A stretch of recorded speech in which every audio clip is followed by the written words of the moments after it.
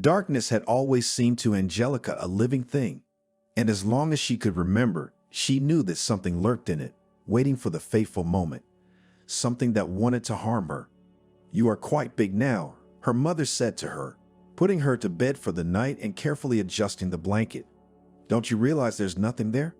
"It's all right here, silly," her mother said, tapping Angelica's forehead affectionately with her finger. "Come on, grow up soon and nothing to be afraid of." On this inclement, thunderous night, standing in front of the window, the girl remembered her mother, who was gone a little more than a month ago. The still young woman had faded away in a matter of weeks after doctors had told her she had cancer. How had they looked it up? Nobody knew. Just Angelica's mom thought that fatigue is from work, from household chores. And now her daughter is all alone.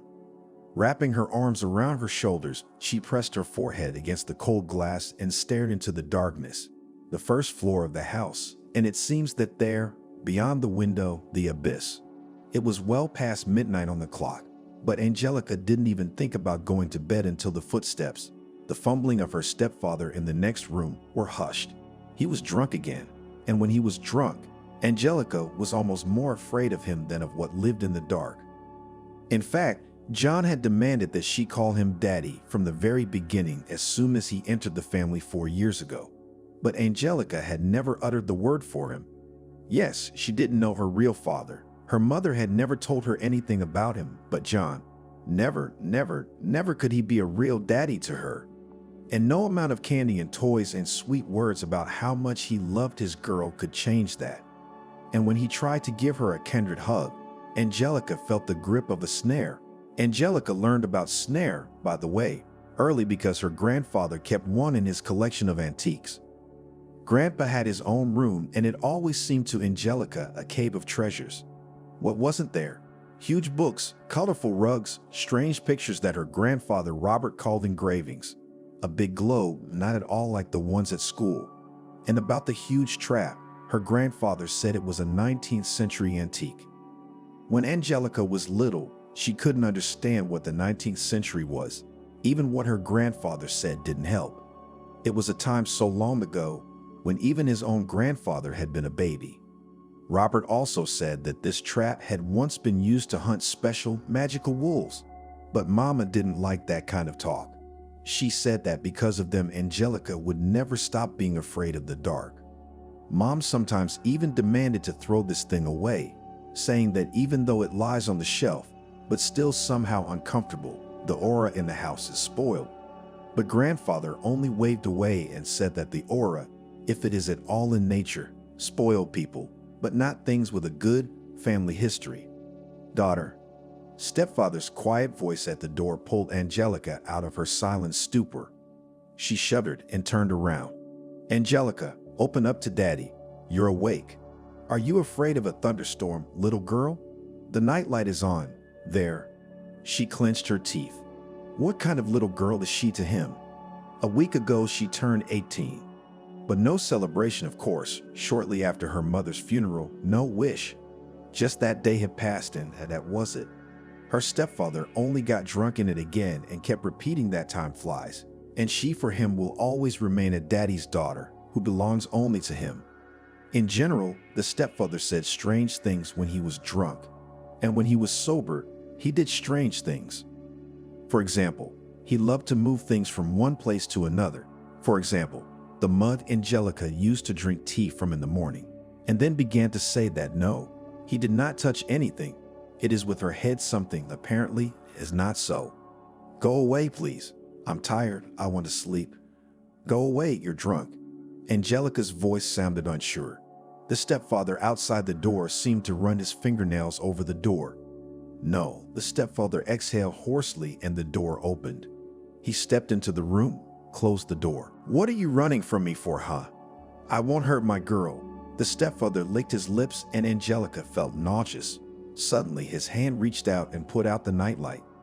Small, in the form of a lantern, from which on the walls danced figures of forest animals and close to the stars.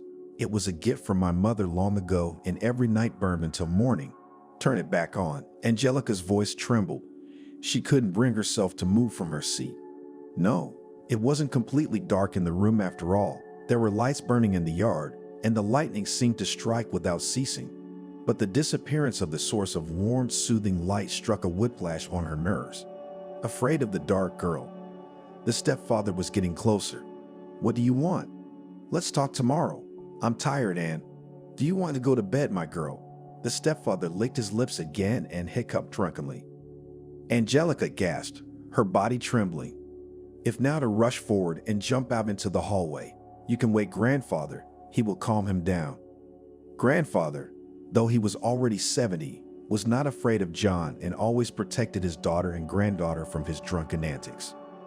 Except that the stepfather was ahead of Angelica and rushed first, right at her. He dug into her shoulders, pressed her against him, turned her around and pushed her onto the bed. Her scream froze, not breaking through the sweaty hand clamped over her mouth. "What, do you think you become a big girl and can disobey your father? She's already 18, so everything is possible," puffed stepfather. Angelica desperately resisted, but the forces, trivial simply by the weight of her stepfather and her, were not equal. The belt buckle jingled. Tears in the girl's eyes clouded everything around. Nightmare, darkness, the worst fears that she hadn't allowed to fully materialize in her head until now had become reality. Angelica snapped out a low, pitiful moan. But the one who hovered over her, it did not stop, only seemed to inflame even more. "A big one, so," muttered the stepfather in a slurred tongue. "You're already out with the boys, aren't you?" "And Daddy," then I sighed. "Well, nothing. I'll teach you how to obey." And suddenly the door opened. The light on in the hallway illuminated the figure on the threshold. Grandpa. In an instant, he was beside her, and then some force simply yanked her stepfather off Angelica, tossed him aside like a sack of garbage. Barely, with difficulty, she realized it was her grandfather who had done it. But he always seemed so weak, and here, sitting up on the bed and correcting, returning the pajama shirt torn by a ruthless hand to her bare shoulders, Angelica opened her eyes and watched as her stepfather, who had barely begun to rise, took flight again, now against the wall. Grandfather just stamped him, and then hit him in the face with a full swing. John yelled something, tried to swing his fists back, but the forces were not equal, and in addition, he was tangled in his own pants. Finally, grandfather gave him a final, from the heart, as they call it, a blow, from which the stepfather just howled and began to roll on the floor. And the next powerful blow, grandfather clearly deprived him of his senses. "Angelica," the grandfather turned to his granddaughter, "get dressed." "Grandpa," she started, but the stern look immediately canceled any talk and slowness. The girl grabbed a sweater, jeans. Grandpa grabbed her stepfather by the scruff of the neck and lifted him off the floor. Not exactly carrying him, but dragging him. "Grandpa, don't kill him," Angelica exclaimed. "Well, what are you?" grinned the old man.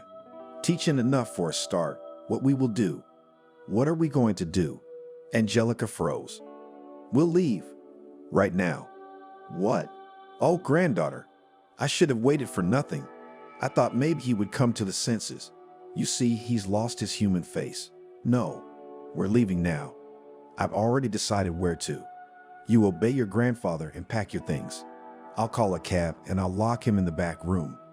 He'll wake up in the morning, knock on the neighbor's balcony. He won't be lost. He'll live. Although, such a creature." With a hum, grandfather disappeared into the corridor. Angelica acted, feeling as if in a dream. Take out the bag. Leave what was at hand. Oh, how lucky that recently in the room put in order and at least did not have to look for long documents and all the necessary little things. The tears had not dried up yet, but the girl was laughing nervously. "What's going on?" 5 minutes ago, she was suffocating under the disgusting weight of someone else's body, and now she's packing. Where to? Why now? Anyway, she didn't want to stay in this house. "Mommy, you're gone," the girl whispered and slammed the desk drawer shut, grabbing her mother's last but most precious box. It was an antique, carved thing, in which she kept memorable little things, different, as she herself said. And when Angelica was just a little girl, she loved to play with them, going through them as if the contents of a treasure chest. "Ready, dragonfly?" Grandpa's back.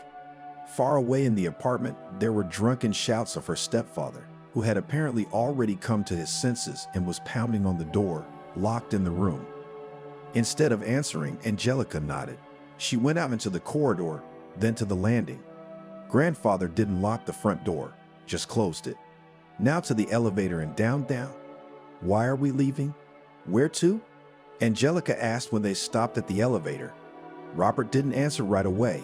He opened his umbrella to hide himself and his granddaughter from the rain, then stretched out his hand and caught the cold stream of water in his hand and hung, rubbing it between his fingers.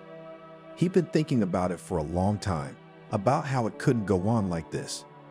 Robert was silent when his daughter Celine decided to get back together with John. She decided, as she said herself, tired of being a woman alone. I brought up Angelica. She will be an adult soon. She will leave him what? I will be all alone then, she said indignantly and at the same time justifying herself. Yes, I made a mistake. I made a terrible mistake. My whole life was damaged. But what am I to do now? To be alone till death? Daddy, who needs me like this? There are so many young men, and here's a stranger's child, and even stranger, with strange things. No, John's not the best man in the world, but if he isn't, I'm afraid this is my last chance. Robert didn't argue. He kept the family together for so many years. I mean, he denied his daughter the right to a private life. Where with a kind word, and where with strictness, he had convinced her that Angelica's upbringing was her main task, her duty as a good mother. He thought, so really, it will be better. A small family lived and as that, sometimes even like it seemed that they were happy. Angelica's mom was so young when her daughter was born, only 20 years old, and it was not a planned child.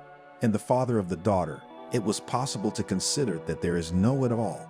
That is, roughly speaking, biologically, of course, he existed. But in that murky, dirty, cruel story revealed enough burning truths that Selena refused any connection with this man. Only her father trusted the truth, and he, feeling immensely guilty for allowing what had happened, agreed with her. Although he sometimes realized that no, he could not have prevented it. To be more precise, he could have. If Selena had told him everything at once, instead of being alone with her misfortune. In general, the father-daughter bond could have broken, split like an iceberg under the impact of waves, but it was Angelica's appearance that became the saving glue for her. The baby gave them strength, gave their lives meaning. Angelica had been dusted off. No daycare why, when there's a grandfather who, possessing a sharp, developed mind, taught the little girl to count and write, looked after her, and along the way before he retired and after, generously spent on her most of his salary.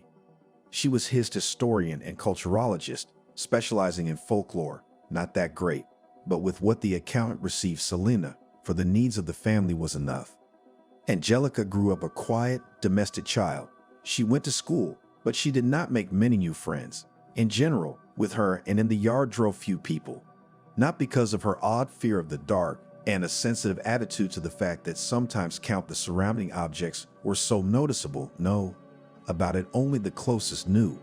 Simply Angelica was very timid, shy, did not show initiative in games, but she studied well. She obeyed her mother, and Mom was quite happy with that. She only sometimes regretted that there is no in her daughter a bright palette of emotions, that fire that happens in other children. But then every time mentally said to herself that even be happy about it should be, maybe the daughter of her mistakes will not repeat. I wish Angelica never had to go through what she went through in her time. Grandfather Robert also saw how his granddaughter was growing up, but it did not bother him in the least, because he noticed something else. Angelica was so sensible and intelligent beyond her years.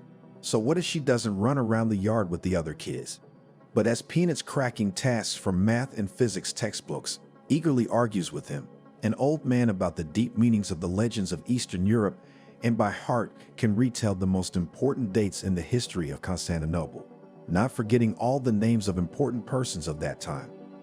Sometimes the granddaughter talked to her grandfather about the future, about what she wants to become, and every time she kept saying that she wants to be like him, also to study history, culture, folklore. Wouldn't you get bored? Robert asked with a sly squint. It's more work in the office. It's not an adventure with treasures, as in the movies. But it's interesting, answered Angelica invariably. And you can. You can work very much alone. What are you? You do not like human society. Are you a bear, which in alone in the wilderness of the forest is good? Once asked his grandfather. And if I am a bear? Replied Angelica. He is big. No one will hurt him. No, grandfather. I love people. It's just, I think I'm something else. You're the only one, Robert grinned, and the best granddaughter I've ever had. And that, believe me, is even more important than science. And even if you become a fool and forget your alphabet and your name, I will always and always love you. Much later, looking back, Robert thought that he would not have allowed that Selena got together with John. But as if an evil fate, then Robert spent almost 2 months in the hospital, first finding himself there with pneumonia, and then, on the eve of discharge, had a heart attack. And when he returned to the apartment, it turned out that Selena not only brought a man, but also had time to sign with him. And she was determined that this was her last chance at womanhood, and she demanded that John be registered in the apartment. She said that if she didn't, she'd leave. She'd pack up her things and her daughter, and she and her husband would leave. Robert, with a broken heart, agreed to everything, but he kept an eye on his son-in-law. Scolded him when he drank in the first years. John as if obeyed. He worked, however, in different places, then a loader, then a guard at the warehouse. But Selena blossomed with him. She started wearing makeup and dresses, cooked a delicious dinner for the return of the spouse because she worked near the house and had time to patronize. Selena never tired of talking about how happy she was. Robert, after his illness, when one led to the other, suddenly began to feel guilty. That because of the long-standing fatal disobedience of his daughter and a keen desire to take care of his granddaughter, condemned Selena to a lonely woman's life. Robert had repeatedly told John that he was a stranger here and had no right to bring up Angelica, in general should not get too close to her. "What are you going to do to me, old man?" John snapped at him. "You yourself will fall apart soon. You don't get out of hospitals." Actually, that was only half true. Robert was really old. He tried to take care of his health. He was a head taller than his son-in-law, broader than him in the shoulders, and in principle, he never complained of feeling ill after he came out of the hospital. Robert always believed that men in their family were strong. His own great-grandfather had lived until he was 104 years old and had kept a large farm in the village until the last, commanding everyone so that even the mice went on a string. Robert did not run himself, ate without excesses. Morning began with exercise and even went to the gym, bought a subscription. Which, by the way, very funny, Selena. If you want your father to be an old man, then I'm sorry, my daughter, there will be no such thing. Yes, he's sick, like all people. But is that a reason to suddenly abandon yourself? Time passed, and one day Robert realized no. John was looking at Angelica for a reason. The bastard suddenly began to throw phrases that here she will be 18, will be a bride, will be a girl in the very juice, and it must therefore, from the grooms to protect. Robert could not listen to how Selena takes these speeches as a joke, even happy that stepfather, you see, ready in advance to protect the honor of stepdaughter. When it became clear that Selena is sick, Robert suggested let's sell the apartment, start treatment. He also offered to sell his house in the village, but she was against it. "No, I can't do that to Angelica. This is her future. She needs a good place to live. And me, I guess it's my time. I guess it's for the way I used to be." Robert felt like hitting her for the only time in his life, just to slap her so she'd come to her senses and stop talking nonsense, because he'd long ago decided for himself that what had happened wasn't Selena's fault. She was just too young. She didn't go to anyone for help. They could have just left, fled to the city, and then.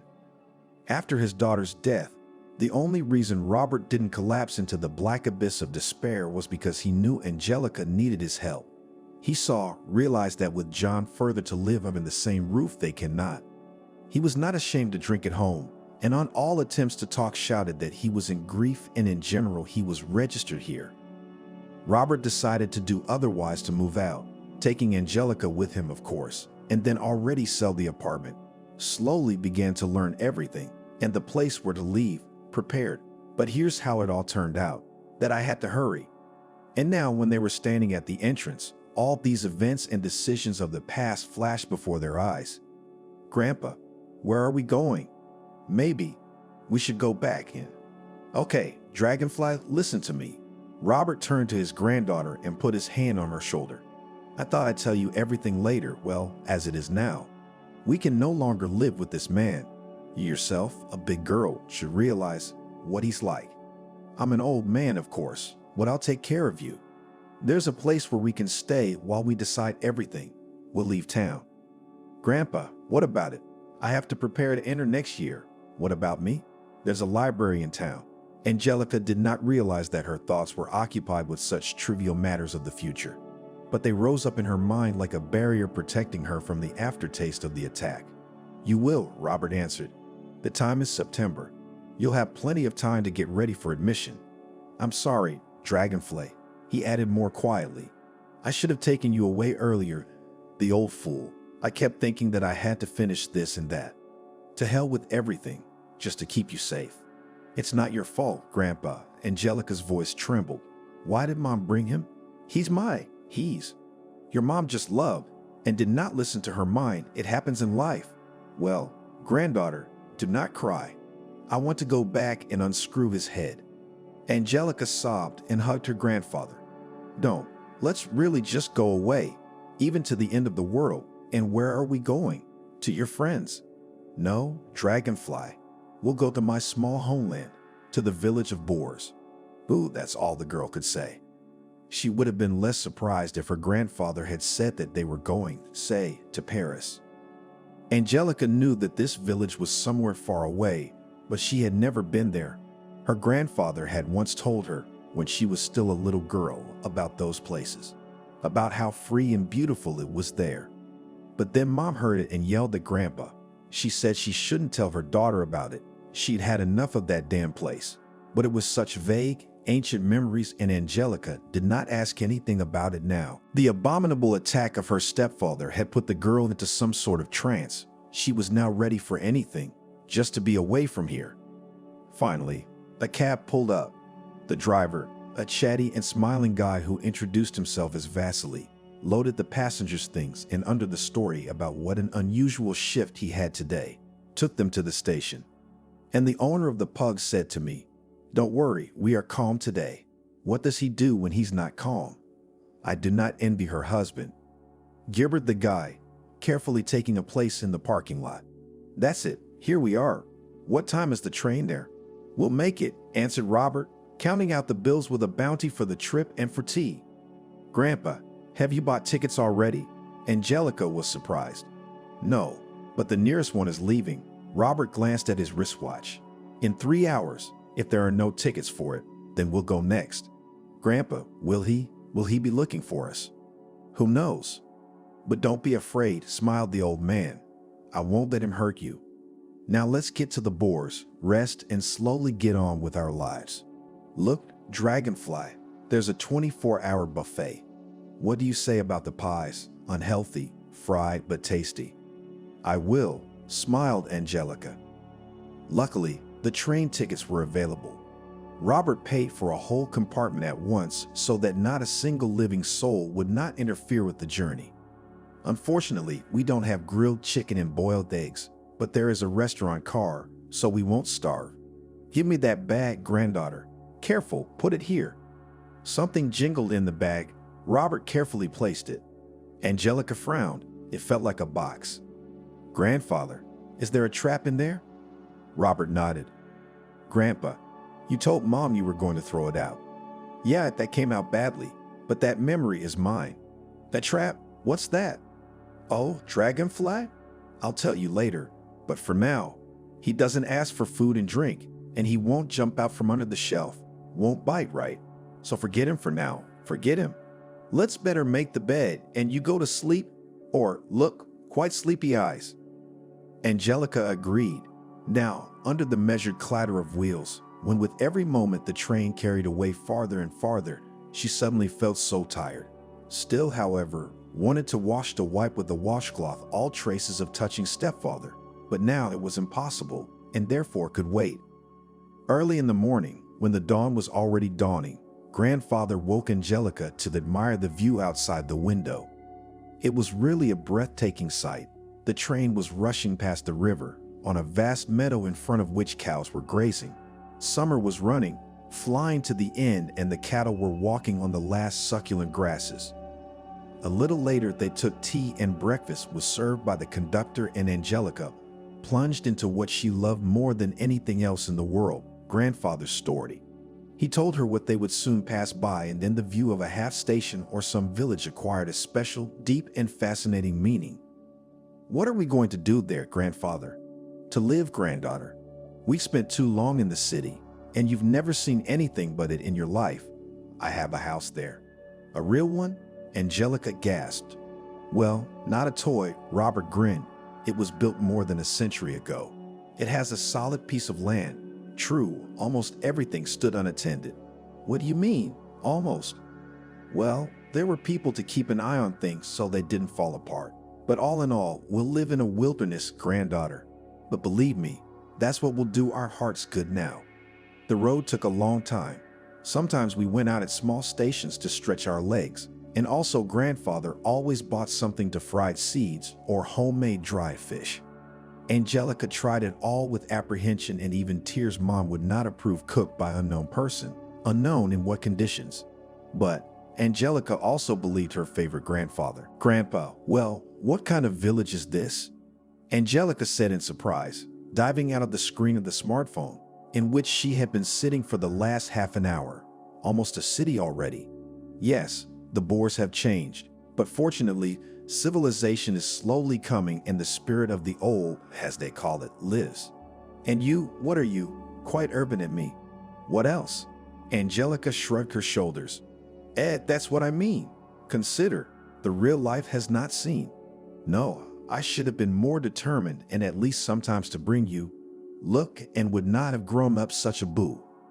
Sending her grandfather a smile that understood his joke, Angelica returned to the information she was studying. In general, it was very interesting. The first settlements on the place of Kabankiki appeared at least 400 years ago, and still in these parts remained a lot of architectural monuments of the 19th and even 18th centuries. The house of the merchant Volko, now turned into a museum, where the objects of old times and some archaeological finds were demonstrated. Not far from the village, the reserved territories began, and probably, as it was said in one of the articles, it was the proximity of truly untouched nature that explained the fact that the forests were not reserved, but the most ordinary, almost adjacent to the Kabankiki, were so unmodern.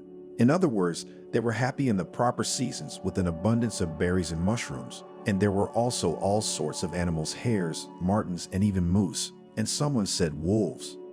In the latter, however, the journalist who wrote the article doubted very much and specified that wolves had not been officially seen in these parts for 100 years, so that all these stories were no more true than the rumors about werewolves that had been going around in Kabanchiki for ages.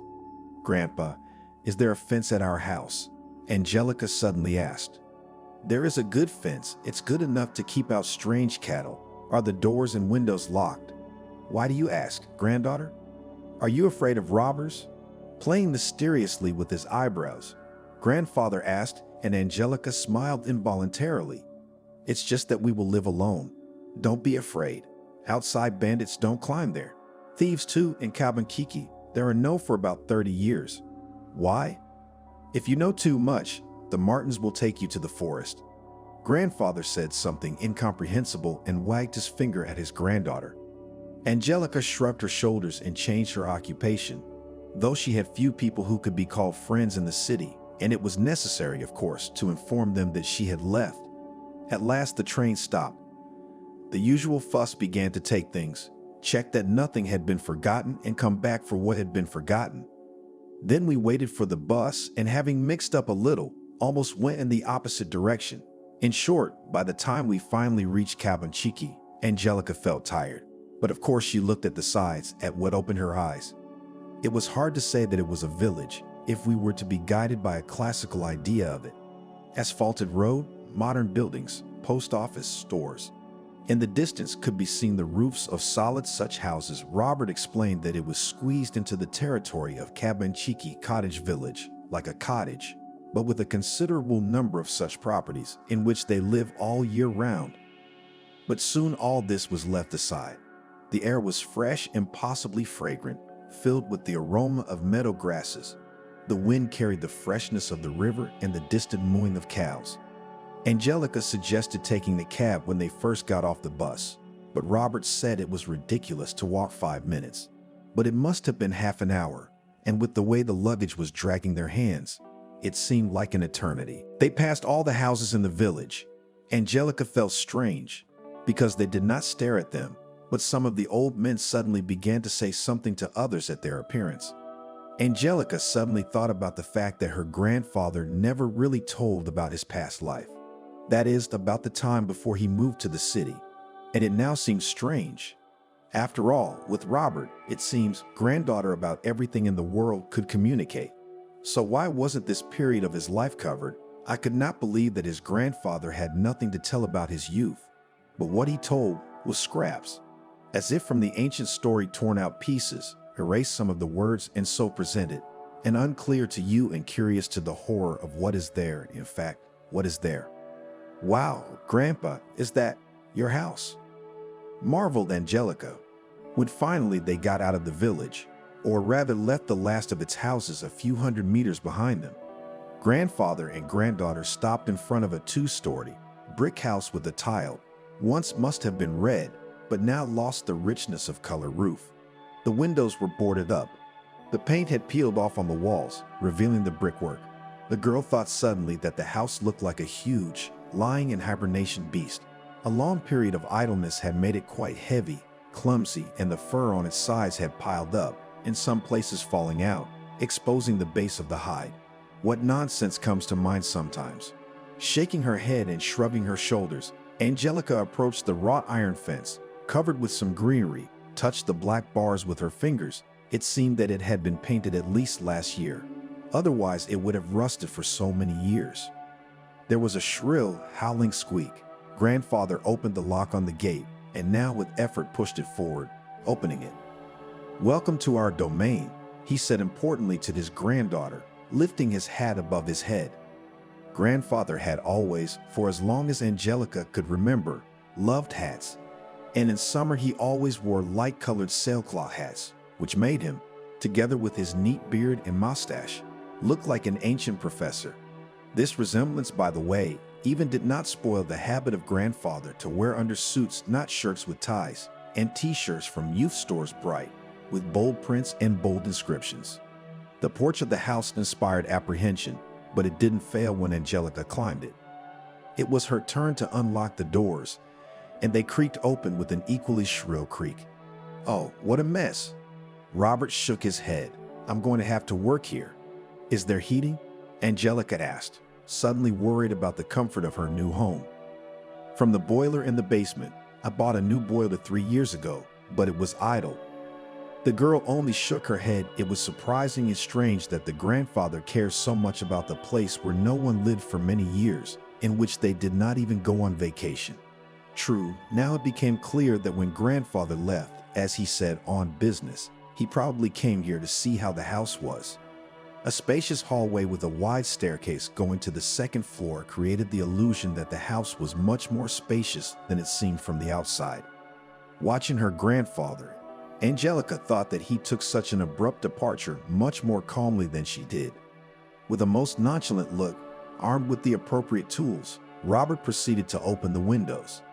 Not all of them, of course, he said, but he would first make the rooms they needed habitable, and then do the rest. "Here's the kitchen." Grandpa walked his granddaughter through the house like a master tour guide. "We cook with gas, so tomorrow I'll go to the village shop for a cylinder." "Grandpa, the village shops are over. That's the old name," shyly corrected him Angelica. "Well, to the store. The essence is the same. Everything can be bought." The kitchen slightly frightened Angelica. Gas stoves seemed to her in principle beasts incomprehensible in handling. And the place was so dirty. "Yes, we need to clean well," as if her grandfather read her thoughts. "So that we do not suffer. I'll bring tomorrow a worker from the village will help us. Come on, I'll show you the living room." "Grandpa, it's just like in a museum," aghast the girl, when from the furniture were pulled down accompanied by rising clouds of dust, which had become white and beige from time, cloth covers. Angelica had noticed even earlier that inside the house looked very old-fashioned. Under the ceilings, there was fanciful molding with bunches of grapes and some figures of either people or animals. And now the furniture was found, natural wood, it seems. The girl ran her fingertips over the lacquered surface, sighed, unthinkable, and all this beauty was idle for years. She even felt sorry for the house. It was a strange thought, but Angelica thought that if it was not just a building, but a living being, it would probably be a shame for it to exist alone like this without owners. Is the fireplace real? I asked my grandfather, and he answered with a nod. Then we went to the second floor, where according to Robert there were living rooms, and a couple of guest rooms, and also a study. Well, let's take these, the old man decided, showing his granddaughter the two rooms next to each other. And although he said nothing, it seemed to her that her room had once belonged to a woman. It was indicated by the look of the bed. Its four posts were covered with carvings with floral ornaments, and there was a table with a triple mirror against the wall. The girl wrinkled her nose at the wallpaper, which must have come from the 50s, but in this room on the wall by the bed, it was literally falling off, and it was clumping up alarmingly. But since she was going to live here now, or rather live here for a while, she had to put up with everything. And to get used to it, Angelica decided to put some of her things in the room as soon as possible. Her mother's jewelry box on the table with mirrors, her favorite nightlight on the bedside table. The girl froze. Then she rummaged through her bag once more. The nightlight was gone. No, it was not lost. She left it in the room of the city apartment. Forgot. Oh, dragonfly. Like a little girl, honestly. Sighed grandfather when Angelica shared her sadness with him. But it's not good to sleep with the light. Grandfather, please don't start, Angelica said, almost crying. She herself realized how stupid it is, 18 years old already and afraid of the dark, but she couldn't help herself. I'm not swearing. Robert waved his hands. It's nothing like that. Before, in the old days, even adults were afraid of the dark. It was normal, especially in villages like this one. He added more quietly, and then hugged his granddaughter. Well, keep the phone on at night. Put it on the nightstand. I'll look in the village shop tomorrow. Maybe they have lamps, or you could light a candle.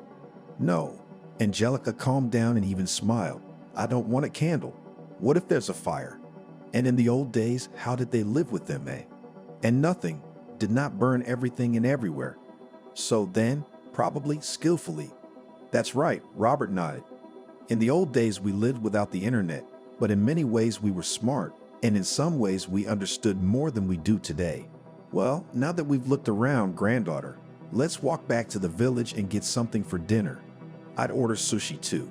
Grandpa added in a hooligan tone.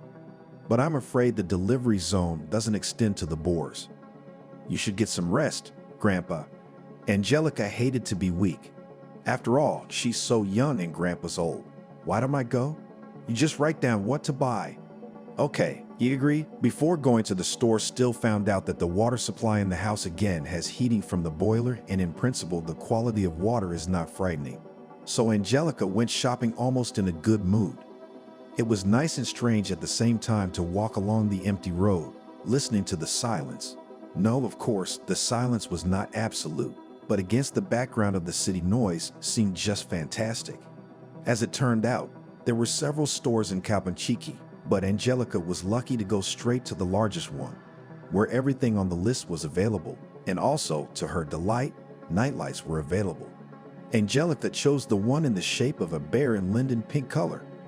The saleswoman behind the counter did not interfere with questions, but still asked if it was true that Robert had returned. They said they saw him, walking towards the manor. Well, Angelica stretched out, not really knowing what to say. We won't be long. To rest. Fine, said the saleswoman and looked at her strangely. Give him a bow from us Sidorops, and tell him the walkers still live here too. And the stones remember. I will, Angelica rounded her eyes. She hadn't expected her grandfather to be such a famous person, but apparently just lived here his peers, and maybe he wrote them letters. Finally, loaded with bags, Angelica went outside. The sun was slipping towards sunset, having changed the gold of light to a soft crimson tone. The girl was suddenly touched by the thought that dusk would soon come. Surely she would make it back before they did. How annoyed she was with her own silly, groundless fears. The road home was winding ahead in a ribbon. Angelica passed a woman with a full basket, by the look of it, of the early mushroom harvest, and the girl made a note in her mind to offer her grandfather to go mushrooming. 4 goats also passed by.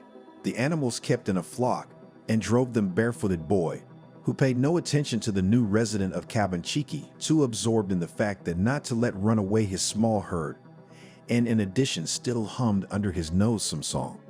"Girl, do you need a ride?" The rustle of tires of the car approaching from the back and the voice of the guy who stuck out from the driver's seat took Angelica out of the state of pleasant, almost meditative thoughtfulness. "No, thank you," she replied politely and even smiled, and quickened her step a little.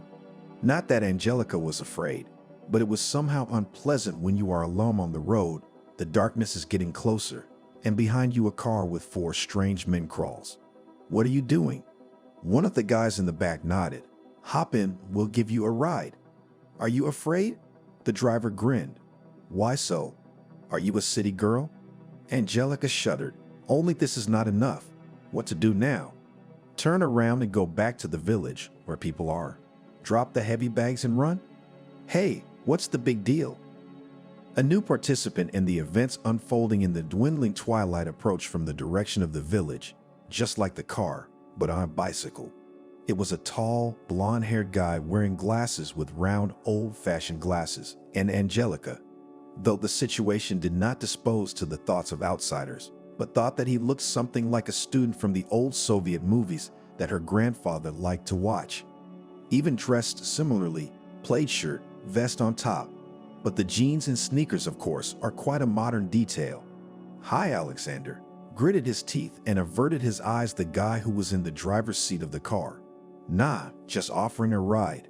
Well, the blonde grinned and slowed down completely, stopped the bike, so that he was exactly between the car and Angelica. "Would you ride?" "Come on." Another guy from the car spoke up. "We didn't do anything wrong. I'm sorry." "All right, let's go, guys." And the next moment, the driver hit the gas and the car sped forward, and there, a lot farther on, turned at a fork, now heading somewhere towards the city, like somewhere. "Is everything all right?" The blonde turned to Angelica. "Thank you," she smiled. "Yes, you saved me." "No," he replied. "It's Max and his friends, they're locals. Hooligans, of course, but generally harmless guys. But their company seems to have frightened you." "If only a little. I really recently came here, only today. I came with my grandfather." Completely dared to communicate with the stranger Angelica and waved her hand, pointing to their house. "That's where we live." "Oh, so Robert's back," the boy said thoughtfully and sent Angelica a very strange look. "May I offer the chivalric services of a chaperone? We're kind of safe here in general, but still, I wouldn't want to interfere with your plans," Angelica said in a hurry and blushed embarrassed. "You're not interfering because I'm just out for a walk," the blonde replied. "I'll help with the bags at the same time." He patted the basket on the bike rack with his hand. "Thank you," Angelica agreed, still embarrassed. "If it really doesn't bother you. By the way, we haven't introduced ourselves." He held out his hand to her. "Alexander." "Angelica," answered the girl. The handshake was firm, and so they moved forward. They started talking, so about insignificant trifles, but by the time they reached the gate of the house, Angelica for some reason began to feel that she knew Alexander a long time ago. She opened the gate, expecting him to drive forward, but the guy stopped in front of them, unloaded the bags, returning them to the owner. "Maybe," Angelica swallowed nervously. "Would you come in to see us? You know, to say hello to Grandpa and have a cup of tea." "Thanks, but no. I have to go," answered the guy and looked very strange again. "Well, okay," shrugged Angelica. "Bye then. See you later." The guy replied and turned his bike around and rode back. Angelica decided not to tell her grandfather anything, because in fact, nothing particularly important or interesting had happened. They hastily prepared dinner sandwiches, drank tea with cookies, and went to bed. Angelica slept unexpectedly well at the new place. She had a wonderful dream, which was equally frightening and exciting because usually the girl saw something ordinary, a repetition of her everyday life, their routine. But here she was in the village, or rather in the yard of their house.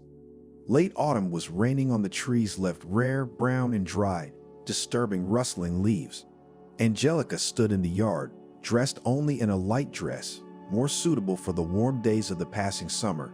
She stood and was afraid to turn to the house, because she knew inside none of the rooms no lights were on and something was watching her from the windows.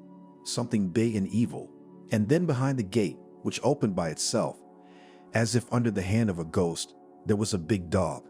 Black with silver fur, it grinned suddenly, and Angelica realized it was not just a dog. There was something of a wolf in it. The beast was formidable, but the girl knew for sure he would not offend. And then what was in the house? A dirty fog crept onto the porch, and the sky darkened sharply, twitched with storm clouds, and the air smelled her proximity. But the wind also dryly drove the leaves, did not spill a drop. Angelica took a step forward, another, snapped at a run in terror, realizing that what is in the house is already reaching for her, is about to grab. She fell, pain hit her knees. She stretched her hands forward in despair, and her fingers sank into the thick, warm fur, and her gaze met the yellow eyes of the dog, in the depths of which smoldered red coals. The beast radiated strength, aggression, and hunger, but it did not want to hurt her.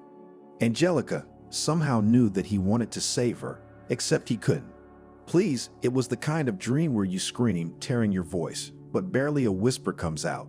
Let me in, the wolf answered, his voice somehow sounding like the roar of a beast, and a young man on a bicycle at the same time rang out right at the girl's head. I can't, said the wolf. First you have to invite me in. Angelica had already opened her mouth to say the cherished words, but then the fog caught up with her. It touched her ankles and yanked her back, and her stepfather's nasty voice sounded behind her. There you are, my girl. Angelica woke up, jumping up in bed and gasping for breath. Outside the window was a clear, golden dawn. The house became noticeably cooler. Probably it was worth adding heating. Pulling her knees to herself and wrapping her arms around them, the girl squeezed her eyes shut and shook her head, as if finally shaking off the dream. What a dream. In the morning, grandfather announced that he was going shopping, and also for an assistant. No need, Angelica said. I can do it myself. You think, Dragonfly? You're a hard-working bee and you know how to do everything, but there are a lot of worries here. Nothing, the girl answered cheerfully. There will be something to do. Will you be back quickly? Maybe we can go to the woods later for mushrooms. That's a good idea, smiled the grandfather. We'll do that.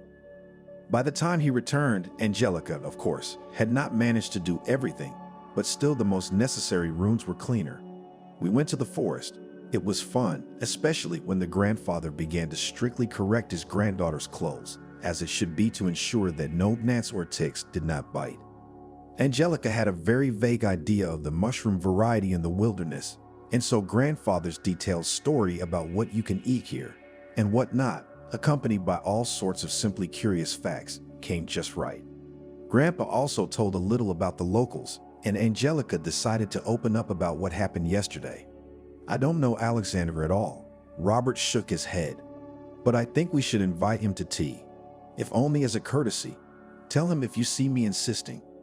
We walked in the forest until late afternoon, and there we had another snack of sandwiches and coffee from a thermos. They unanimously decided to have dinner with mushrooms and fried them with potatoes. Angelica's grandfather didn't let her do it. He said that there are dishes that he, doesn't trust anyone.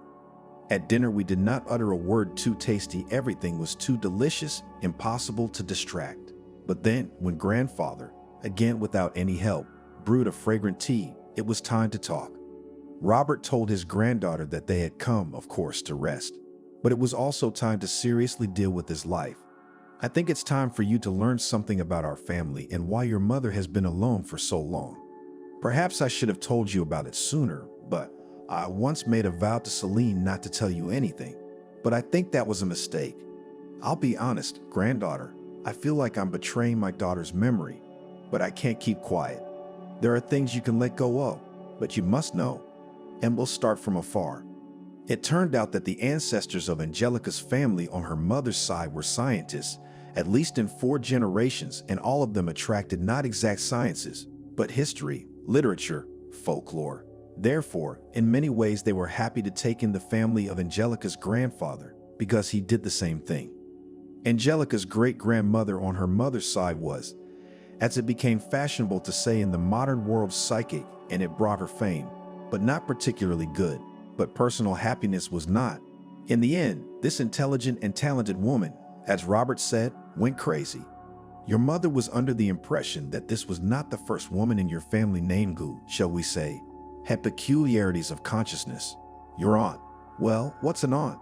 My grandmother's next of kin, let's call her that, was sleepwalking. My wife, that is, your grandmother, she was afraid of water since childhood, and you know what fortune tellers told her? That she had drowned in a previous life, and she so believed that. So sorry for the details, but even the bath refused to take, and our vacation, if we went to the sea, turned into an unbelievable thing. She wouldn't even wet her feet. Grandfather, cautiously, fearfully even asked Angelica, "Do you think I'm afraid of the dark because I'm going crazy?" "No, well, what do you mean?" The old man was indignant.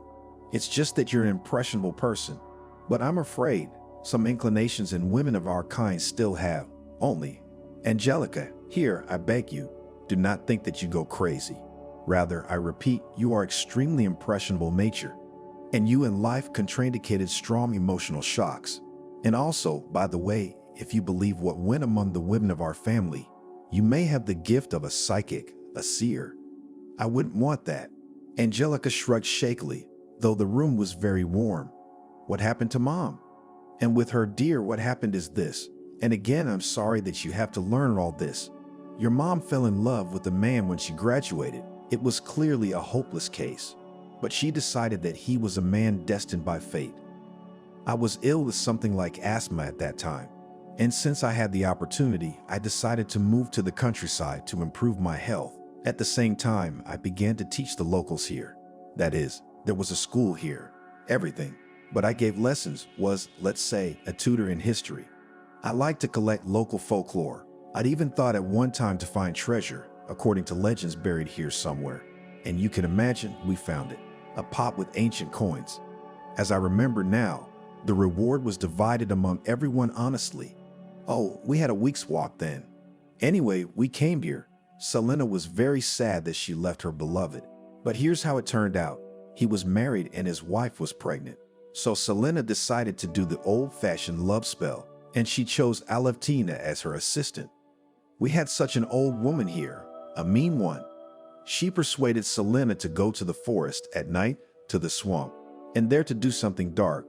In general, when we returned to the city, the man himself began to run after Selena. I was worried about my daughter. Why did he change his mind about his love? And it turned out that he had a misfortune in the family. Wife lost a baby and doctors said that they will not have any more children. So he was probably looking for her replacement. Only the temper they had with Selena were not alike at all, and he began to swear at her often, offended. And then it turned out that he has another friend and here she is pregnant. Apparently, he was still when with his wife everything was fine, had an affair on the side. In general, he left my Selena. Oh, how many tears she shed for him. I thought that here, the next summer when we came here, then rest, fresh air will heal her. But I was wrong. Selena got it into her head that it was because of her sorcery that her wife lost her beloved child. I told her that this nonsense is rare, but she did not listen and kept saying that she would be punished for this. Karma would catch up with her. The time was not easy then, granddaughter.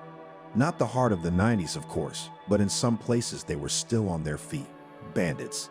Anyway, cottages were already being built in Kabankiki. Those who were richer were vacationing. And it so happened that my Selena started to go to the forest. The same Alevtina advised her, of course, not for free. Some rituals to remove the consequences of the spell. And one day Selena ran into bandits in the woods. They were having some kind of showdown. In general, it was a bad business, but it so happened that the leader liked her. He said he'd let her go as anyway, she had to lie down with him so he could pretend she wasn't there, so that he'd quiet his men who were afraid she'd tell someone what she'd seen. Here, she went to this man for several days. More precisely, she ran away in the evenings and came back in the morning. She revealed herself to me when they were already back in town, and it became clear that she was expecting a child. That's how, granddaughter, you appeared. Angelica listened, and it seemed to her that grandfather, of course, about another person. Because, well, it could not all relate to her favorite mother, to herself. But the realization that it was true and it was all about her, her family, still came over her.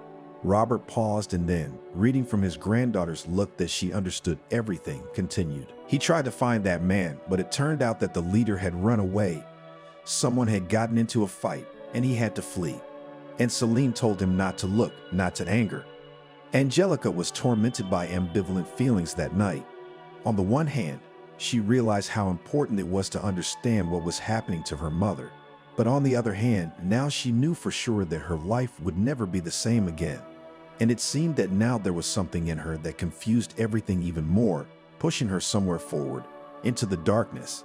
The next day, grandfather said that he would be very busy. He had to call his friends in the city, who promised to find a good realtor, and also to send some documents on the apartment to slowly start a big deal to sell it. Not now, of course, but later, when the inheritance will all work out. But we have to start now. And what should I do? Angelica sighed. Oh, dragonfly. Really like a little. Well, think of a case. There you can continue to clean the house, you can cook dinner. Robert curled his fingers, enumerating, but then, seeing the upset face of his granddaughter, decided to give another idea. Better yet, go to the library. It's a good one here. Here, now I'll write you a list of books to look at there. I'm thinking of writing a book on local folklore. So you, look and bring these. Such a case could not be called particularly exciting. But firstly, Angelica, it seemed much more interesting than sitting at home. And secondly, the girl mentally again scolded herself for the fact that even ranted. And so she decided to bring what her grandfather needed. And as soon as he came back, to do, in fact, lunch. The library turned out to be exactly as Angelica had expected, small but very cozy. The smell of books was joined by the scent of fresh wood, recently renovated. When she had finished with the formalities of signing in as a new reader, Angelica wandered among the shelves, stopping occasionally to take down a book, open it, and then put it back. She didn't feel like reading at all, so she decided to just quickly pick up whatever her grandfather had told her to bring. Ouch, said the girl when she pulled one of the books, but it did not yield. Then she pulled harder and the volume slipped off the shelf, and behind it was found a man, so it happened by chance that at the same time they wanted to take the same copy. Hello, said Angelica and smiled, because the other visitor in the empty library at that hour was Alexander. It seems that we have already changed to the first name, he smiled. Yes, sorry, I'm sorry. The girl was completely confused and hastily handed him a book. Take it. I think you were the first to take it. It's okay, he refused. I was just looking for something to read on local legends, and you seem to be collecting a list, he nodded, his eyes pointing at the sheet clutched in Angelica's hand. My grandfather sent me. And what do you need it for? For myself, for the book. Are you a historian too? Angelica was surprised. No, I'm a writer, and I'm working on something. I decided not to waste time while I'm resting here. Maybe. Can you recommend some literature? I'm looking for a werewolf book. That's for Grandpa. Angelica answered immediately. I don't read that kind of stuff. I don't like horror stories. Oh, you're missing a lot. Alexander winked. It is natural in human nature to strive for safe fear, and that's what we experience when we read appropriate literature or watch movies. No, confidently continued to refuse Angelica. I somehow and in life, she awkwardly coughed. By the way, and maybe, really, on Tito has come over.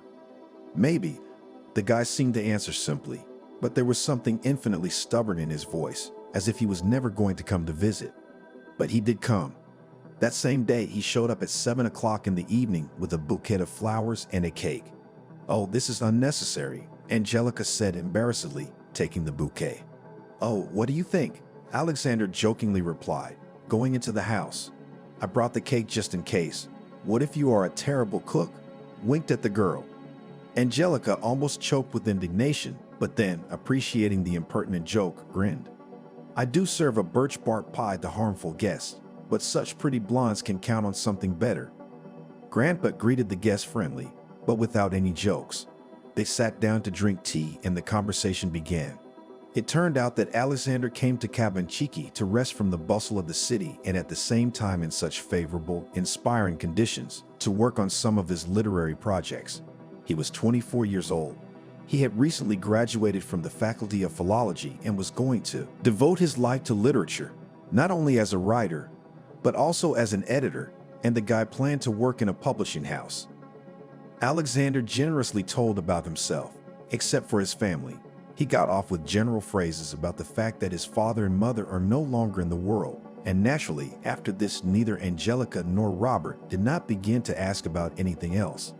And then, somehow so imperceptibly, it turned out that Alexander and Angelica began to see each other more and more often.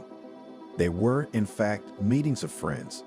It turned out that Alexander knew only a little less about the local area than Grandpa Robert. Alexander showed Angelica an amazingly beautiful forest lake, and although now it was completely out of season, but from his words she easily and vividly imagined how in early summer it is covered with lily flowers. The guy invited her to go down into a small cave.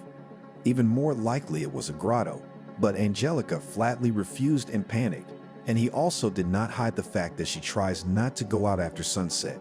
And one day he asked her directly, "Are you afraid of the dark? Why do you say that?" Angelica answered as if indifferently, but her heart froze, because it seemed to her just nightmarish if the guy she had already begun to like so much and with whom she spent more time than with any man she had ever known before, found out about such a stupid, just shameful fear of her. It was just a thought. Angelica snorted indignantly and hurried to change the subject. But gradually their meetings began to take on a slightly different character than it could be with friends. Alexander began to look for opportunities to touch her more often. Angelica, without understanding why, but avoided it, somehow shrunk into a lump ball. And once when he saw her off and parted already on the porch of her house, Alexander reached for her face, fingertips outlined her cheekbone and went down to her chin. He said nothing, but came closer. "No," the girl exclaimed and turned away abruptly. Her head was pulled into her shoulders, her palms pressed into the shoulders, pushing away. Angelica did not know that in those moments Alexander managed to read in her eyes fear mixed with disgust, and he realized that these feelings did not apply to him, and he wanted to tear to shreds the one who dared to hurt the one who became indifferent to him. Alexander swore to himself that he would not hesitate to find out who Angelica had met before, and then he would find out who treated her unworthily. But right now he pretended that everything was fine, and simply, as if nothing had happened to say goodbye, left. One day the girl came home from the store and, sorting out her purchases, began to recount to her grandfather the conversation she had with the saleswoman. It was an ordinary, in fact, meaningless chatter, until Angelica mentioned that according to the sales clerk, Alexander really liked to vacation here. Just a few years ago came with his father Billy. "What?" Grandpa asked the question so sharply and in such a tone that Angelica jumped and almost dropped the carton of eggs, which she was going to put in the refrigerator. "Well, I told you that Alexander is here with his father." "Say his last name again," you said, "Billy."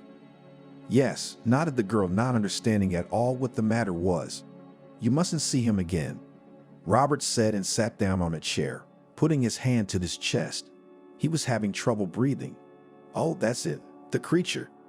"Grandfather." Angelica was frightened on several occasions at once, both that her grandfather was ill and that he had reacted in such a way to the mere mention of Father Alexander's name. "Are you sick, doctor?" "No, granddaughter." The old man wrinkled his nose. "Everything is fine. No need for a doctor. I'm not quite decrepit yet. And as for that, young man, you mustn't see him again, do you hear?" "But," Angelique blinked a lot. "Why?" Robert looked at his granddaughter carefully. He shook his head. "Sweetheart, just trust me. It's better this way." "But we have," began Angelica suddenly. "We are with him. He called me. On a date." "What?" Grandpa started to get up, but then he sat back down. "That's it. No, it's impossible." "But why? Did he do something wrong? Why are you forbidding me like a little girl? I'm an adult and I can do what I want." "No, as long as I'm alive, you can't see him." Barry's son can't be a good man. So this is about his father. Angelica finally figured it out. Did you two know each other? Robert got up at last. He came closer and put his trembling hands on Angelica's shoulders. Yes, granddaughter, Billy. That was the name of the man who... That's your father. Billy is the thug who crippled your mom's life. Alexander is his son, which means he's your brother. Angelique felt like the air in the room had run out. It had just been there and then it was gone. Instead of it spilled flames. And it now hit her chest with a heavy wave, making her gasp, look around panic-stricken. The girl waited in panic when she would lose consciousness, fall awkwardly on the floor. Yes, she would fall and hit, but for some reason it was not happening. What was said simply could not be reality, no. That her Alexander, that man who could so easily make her laugh, whose innocent touch awakened a storm of feelings, he turned out to be her brother? That's impossible. It's wrong. It shouldn't have happened like this. The evening and night, in which Angelica barely closed her eyes on the verge of dawn, seemed to her an agonizing eternity. Again and again she asked her grandfather how could it be? Could it be a different Billy? But he answered that no, it was. After all, this man, who was mentioned in the store conversation, many people remembered here until now, he heard the whole neighborhood in fear. Angelica did not know what to think. She suddenly remembered how Alexander had scared those guys in the car away from her. They so backed off. Can it be that appearance and impressions all turned out to be deceptive? That his father raised Alexander to be a copy of himself, and he's just as much of a monster? And also Angelica could not understand. Did Alexander himself know about it? Did Alexander know that his father was a bandit? And although her grandfather ordered and practically begged her not to see him anymore, Angelica decided to do her own thing. And the next day, she went to the place where they agreed to meet outside the village, near the forest edge, where the field began, from which the ride had recently been taken off. Seeing Alexander approaching, the girl got up from the stump where she had been sitting before and clasped her hands. "Hi," said the guy and frowned, noticing her face with such an expression, which mixed fear, disgust, and hope. He had never seen her before. Angelica decided to deal with it quickly. "I was told your father's name was Billy. Is that true?" He was a gangster, wasn't he?" Alexander was taken aback. He hadn't expected this conversation. Or rather, he hadn't expected it to happen so soon and in such an uncomfortable way when he wasn't the one setting the tone. Yes, Billy was doing business, not quite legally. He'd been punished for it, and then went back to business without a mistake. Mistakes? Angelica gasped and took a step back. "So you call the dirt and blood on his hands mistakes?" "Angelica, calm down. I didn't put it that way. I only meant to say that at the end at the end. I'm more interested in how it all started. Your father," the girl sobbed. My mom." Alexander closed his eyes for a moment and then, opening them, looked, as it seemed to Angelica, into her heart. "I know. Angelica, listen, I have so much to tell you. There's a lot you don't know. And I." "So you do know?" She exhaled. "Do you know that you are my brother?" said the girl in a colorless voice. "You are my brother. You knew that too, man. You asked me out. You almost kissed me then. How could you? How could you?" Angelica felt nauseous. A suffocating, viscous lump of it seemed to flood her entire being. And it was a feeling she knew well. She had experienced it when her stepfather had attacked her. "Grandfather was right," the girl sobbed. "Angelica, I'll explain everything. I don't." The boy started, but Angelica, having shrieked briefly, didn't let him finish and slapped her cheek with the palm of her hand. Angelica had never hit anyone before, and it became so hard. It seemed that inside now breaks off, burns out something infinitely valuable, which will never come back. "I hate you. I hate you. Don't you dare. Come near me." Choking on her tears, Angelica retreated. "Never. Do you hear me? Never." And she ran. The wind blew in her face. The weather began to deteriorate, and from the horizon floated rapidly, carried fluffy monstrous thunderclouds. Alexander did not rush after her. He stayed where he was. He just didn't know. He didn't know how to say that she just didn't know the whole truth. and that they could be together. There's no obstacle to that. She just didn't want to hear about it. He was also distracted by a phone call. It was a call from a man whom Alexander had instructed to solve an important issue, and from the first words, as he answered it, it became clear that everything was much worse than he thought. Already approaching the house, Angelica began to suffer a bad feeling. The girl froze when she saw a white ambulance in the yard, and then rushed forward, as far as breath and strength after running from heartless, disgusting betrayal. "Grandfather? Grandpa!" screamed the girl, rushing toward the stretcher that was being loaded into the car. "What happened?" "Are you his granddaughter, Angelica?" asked the doctor, who caught her carefully. "He called for you." "It's okay. He's alive." "A heart attack. He needs to be hospitalized. You can come with us." The young doctor spoke quickly and clearly, keeping eye contact with the distraught girl. Yes, Angelica nodded. Of course he wanted to come, and so scared for dear beloved grandfather that all other problems, his own broken heart, all receded into the background.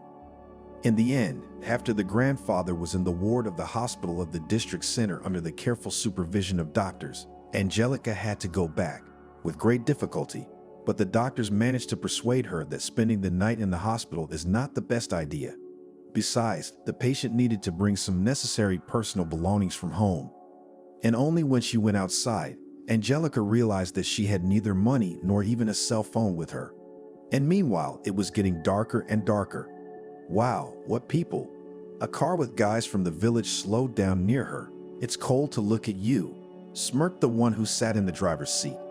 Angelica was surprised to realize that it was really cold, and she was wearing a light dress, which she had chosen in the morning, when the weather was still wonderful and warm in summer. "Are you waiting for the streetcar?" the guy in the back seat asked snidely, but immediately received a poke in the side from his buddy. "Stop laughing.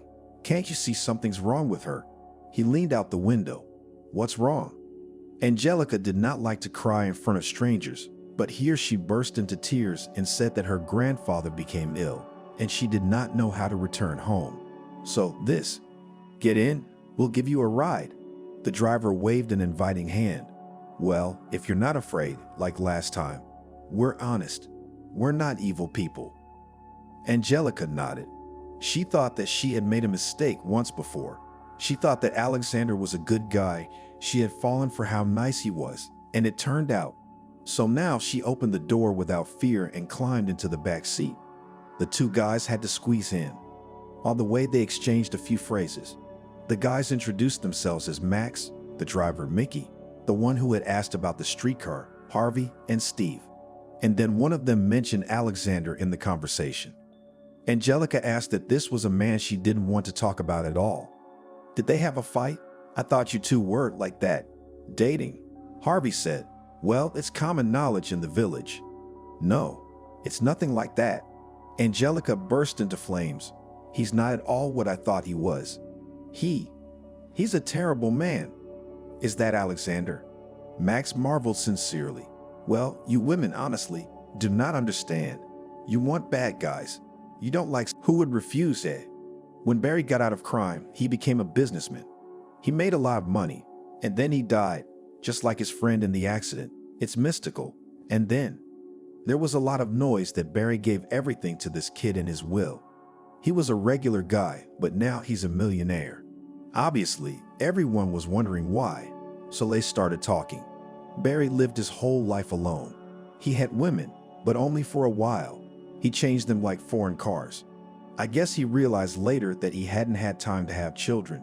Mickey joined in the story again. They started saying Alexander was Barry's son. Blood.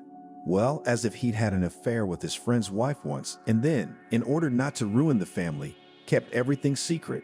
So it turned out that somehow everyone here decided that Alexander was the heir of that bandit, and that was it. Well, at first, we'd also thought that hair came, we would all go under bandits again. But then we talked to him, and it became clear that Alexander is not engaged in any such business. He is as pure as snow. And what they say, well, what difference does it make, whether he's Barry's son or not? Barry's like a second father to him. He helped him get back on his feet. "Oh, we've had a good talk," Steve said, nodding toward the road, where the village loomed ahead.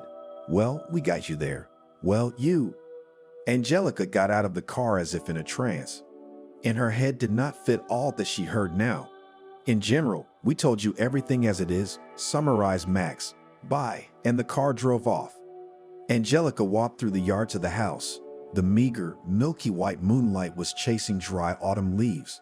Some twigs crunched under her feet, and the girl distantly thought about the fact that the garden was in such disrepair. It would be necessary to put everything in order. Angelica did not allow herself to think that something terrible could happen to her grandfather. Grandpa Robert is a tough guy. He'll be fine. He'll live to be 100. Forcing herself to smile, Angelica walked up the porch and stopped in front of the door. I think she locked it when she left in a hurry in the ambulance. If such a return to the house with unlocked doors had happened to her before, she would have been terrified. But the past events had thrown her into a strange state of mind, and she acted as if she were acting machine-like, without thinking.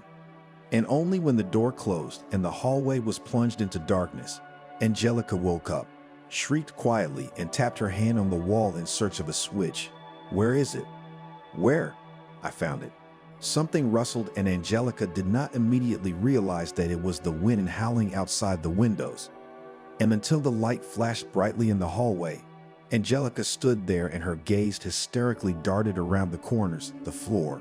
Fear, that almost childish hidden, spread its paws, crawled out inexorably, but it was chased away by the light. The girl even began to laugh right about her grandfather said, "Well, what nonsense. There's nothing like that in the dark." Angelica in general lately began to think that she was not afraid of anything. She was less afraid of the dark. And the memories of her stepfather and his ugly hands faded. Everything was getting better until she learned the truth about Alexander. Angelica shook her head. What on earth was that supposed to mean? He might not be her brother, but what does that change? Does it change everything? Or should she not be foolishly naive? Because how could a man like Barry have good friends? Could a normal young man who agreed to live and build his life, in fact, under the patronage of this monster? Angelica shook her head though. She was thinking about the wrong thing. After all, right now she had other things to do. To collect the things that her grandfather would need at the hospital. Also to inform his friends what happened. Plus, of course, to prepare a home-cooked meal. These were all things Angelica decided to do early in the morning. The girl smiled, imagining how she would surprise her grandfather with his favorite zucchini pancakes. Only it is necessary not to fry them, and it is better to bake them in the oven. She went to her room and set her alarm clock for 7 in the morning. Then she took a shower and changed into her favorite warm pajamas. The girl reached for the bedside table to turn on the night light. She had already resigned herself to the fact that she would probably sleep with at least some light on for the rest of her life. But her hand found only a void. Angelica frowned and dropped it on the floor. She looked around, behind the nightstand and under the bed. The nightlight was nowhere to be found, but she definitely remembered it being here. Grandpa would never move her things without asking, and why would he? Suddenly the light in the room went out. Angelica gasped and hurriedly grabbed the phone. Hurry! The bright light of the tiny flashlight built into it cut through the darkness. She stepped out into the hallway. There didn't seem to be any light anywhere. None of the switches had tripped. Angelica sighed. This was such a thunderstorm. She felt uncomfortable. Would she really have to spend the night like this, leaving her phone on until morning? She glanced at the battery image and just clutched her head, ran her fingers through her hair and squeezed it nervously. There was only one division left in green. The phone was practically dead, and since there was no electricity, that meant it was about to go out.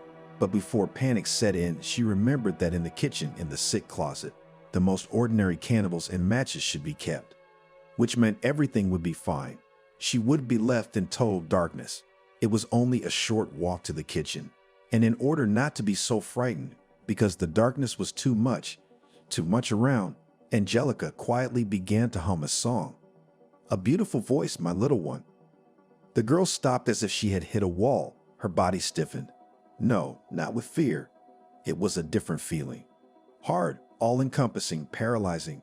She breathed often. Did you miss your daddy? Angelica glanced away, then found the strength to turn around. Her stepfather stood about 4 feet away from her on the threshold of the next room. the living room, lit sparingly by the moon, which had finally emerged as a gray disk through the gaps in the rain clouds. What? How? The words stuck in my throat, my tongue refusing to utter them. Did you think your old man would save you? My stepfather smirked, or rather grinned. Not hiding the pleasure, but not delaying it, he told his stepdaughter how it was. How he came to his senses in the morning, beaten, humiliated. For a few days it was all the same, where the little trash and the old man disappeared. But then different thoughts began to come, and then a man contacted him, called the lawyer who represents Robert's interests. He said that Robert intends to sell the apartment. And I thought, continued the stepfather, what does that mean? Me, the breadwinner of the family on the street. All Angelica grew up, big became, and that's it. Do not need a man in the house. Thinks she will live on her own. She's so big. Well, what are your eyes bulging?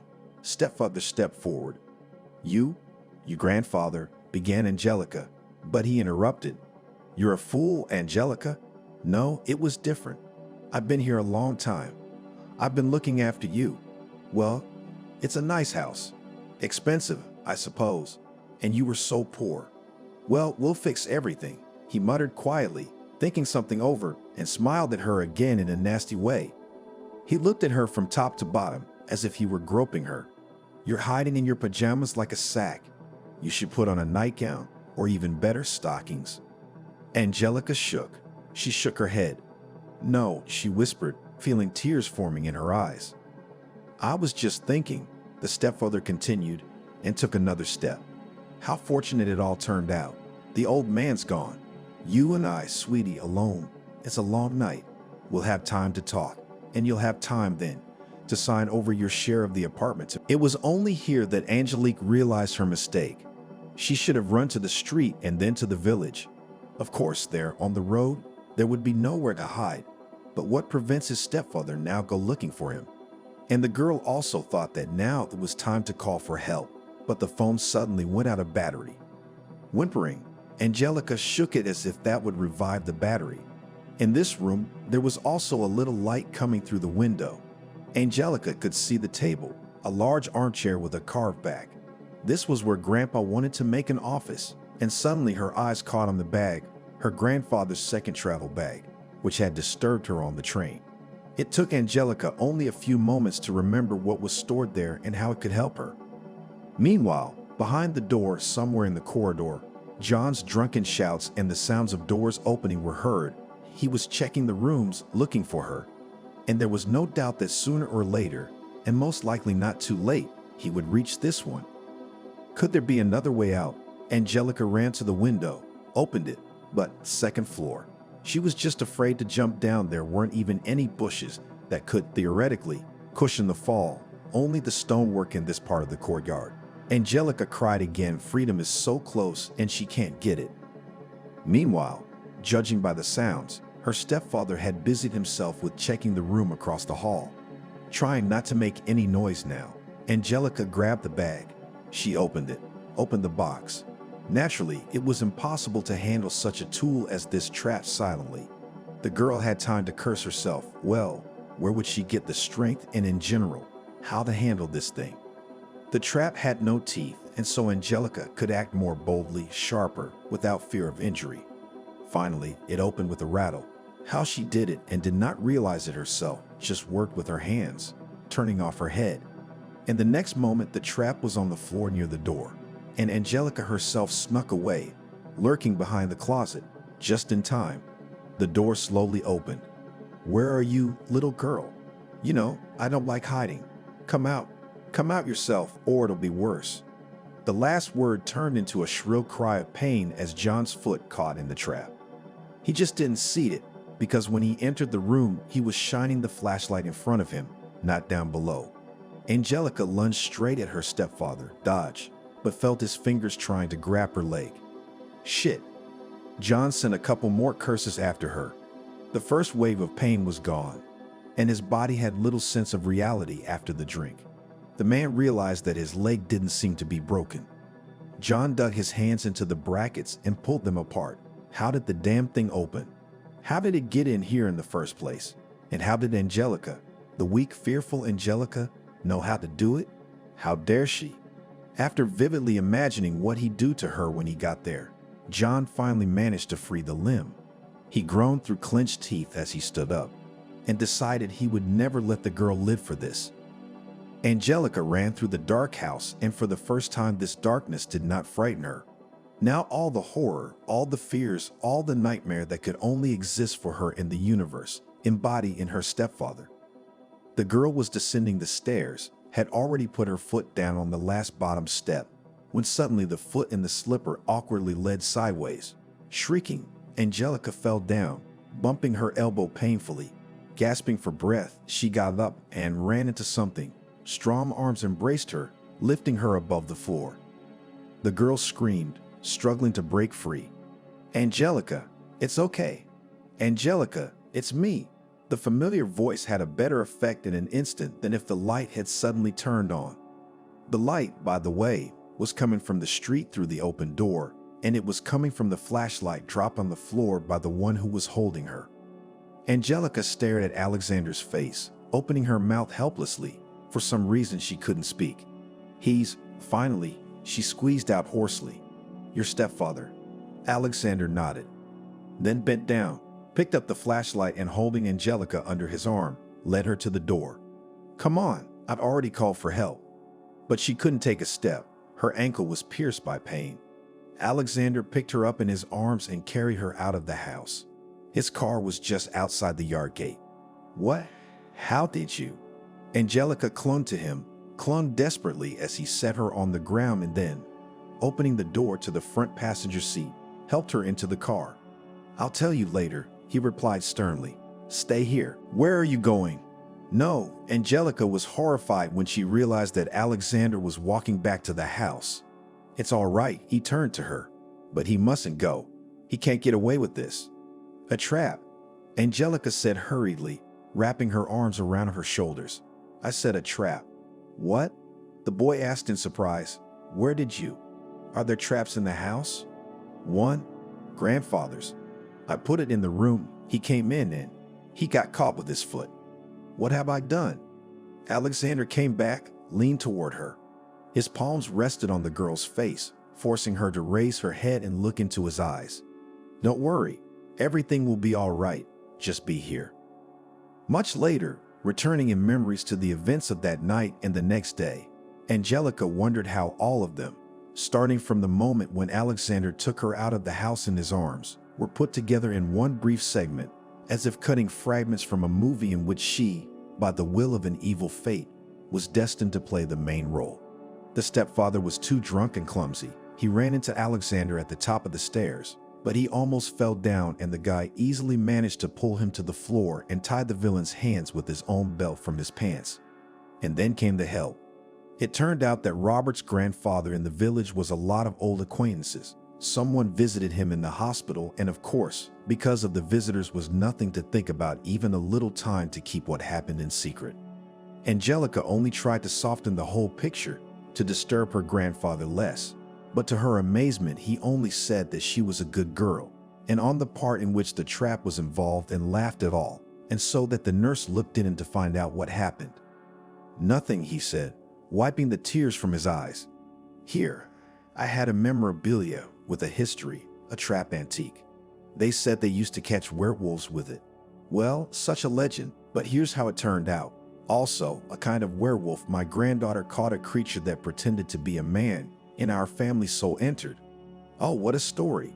It turns out I've kept this junk all these years for a reason." John was furious that his plan had failed. He did not hesitate in expressions in everyone he saw, talking about how he hates stepdaughter, what a bad girl she is. Finally, it became clear that he had a problem with his head. John would suddenly start sobbing and say that it was him. He was the victim. Because while he was sitting there in the darkness of the house, while he was walking through it wounded, he had suffered all sorts of things. He swore on his life that Alexander, who had grabbed him, had eyes that burned with fire and claws on his hands, that he smelled of wet dog and had fangs in his mouth that glistened in the moonlight. He was also afraid now, hysterical if he was in the dark. John had been declared insane. "You won't see him again," Alexander said, and hugged Angelica, gently and tenderly, so tightly that it was easy to feel the desire to shelter his beloved from the world. He told her that some time ago he had become aware that his stepfather was looking for Angelica. Alexander learned that John had come to the village, and while the stepfather was watching the girl, he himself was being watched. Alexander wanted to wait a moment and have a serious talk with this man, threaten him, but here it turned out he missed it. At some point, he got word that John had gone somewhere. At first, he thought that John had left the village, but when he realized where he had gone, he barely managed to save Angelica. And almost immediately, the day after the rescue, Alexander clarified the most important thing. He said he was not related to Barry by blood. He'd had doubts about that, even when the family friend had called them over. He told Billy himself honestly about it, admitted that the rumors had raised doubts. And to dispel them, he suggested a paternity test. And it turned out that the rumors were just rumors. And Alexander also told that in confidential conversations, his patron expressed regrets that much in his life has done wrong, a lot of evil. Robert, after Alexander saved Angelica, changed his opinion of him and added that during his illness, he had plenty of time to think about everything. "I was wrong," Robert said firmly. "Just because Barry was his family doesn't say that Alexander himself is bad. After all, John was in our family. There are different things after all." Alexander objected suddenly. "I took him in willingly, and you and your granddaughter were forced to live like this. But I'm grateful that you're giving me a chance. I just see how you have changed Angelica," Robert grinned. "She has blossomed with you. Anyway, since there is no other elder relative, I personally give the go-ahead for your marriage." "Grandfather," Angelica exclaimed. "We do not." "You beat me to it," Alexander smiled. "I was going to propose to Angelica, but apparently now there will be no surprise. But the essence won't change, will it?" With these words, Alexander knelt down on the floor and took out a scarlet velvet box from his pocket and opened it in front of Angelica. "I am not good at long, beautiful speeches, probably because I'm more used to writing books. I just want to say that I love you. I guess that's what they call love at first sight. I want us to be together forever, and I'm willing to do anything for that." Angelica listened, and it seemed to her that all this was not happening to her. And at the same time, they did not doubt the truthfulness of Alexander's words. "I agree," the girl answered quietly, and the next moment on her finger was a ring with a large, transparent and shining, like a dewdrop, diamond. In addition to Robert's grandfather, there were other patients in the room, and they, who had been quiet, but had been watching with great interest, suddenly began to say congratulations, and some of them even clapped their hands. A nurse, now displeased with the double, looked in again, but when she heard the cause of the commotion, she could not remain indifferent to it. After Robert recovered, of course, they talked about the future. If earlier grandfather was going to sell the apartment in order to make his granddaughter a single room and to buy a room for his old age, probably with the same lonely old people, now there was no need for this. Alexander was sufficiently provided for Robert to keep his home. But that was not all. Angelica's future husband insisted that the house in Kabankiki should be put in the best possible condition, providing it with the best modern renovations, but necessarily one in which the house could retain its unique original style. Grandfather was right. Alexander's society continued to influence Angelique in the best possible way, and by the time they were married, she had rid herself of the heavy burden of past memories. The night after the wedding, when it was time for bed, Alexander smiled at his young wife and asked if she should leave the light on for the night. "No," replied Angelica with a smile. "Now I am no longer afraid of the dark, because I have you." Soon after the wedding, the girl realized her dream of entering the same faculty that her grandfather had once studied. Robert said that of course he would definitely help her with her studies, and Alexander published his book, a collection of legends about werewolves. And although his wife still didn't like the scary books and movies her husband sometimes entertained herself with, she read his book and said it was terribly interesting.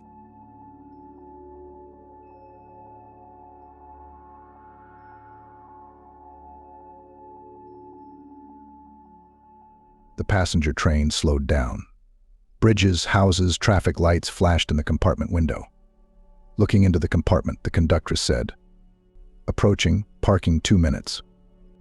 The man put his things in a bag and left the compartment.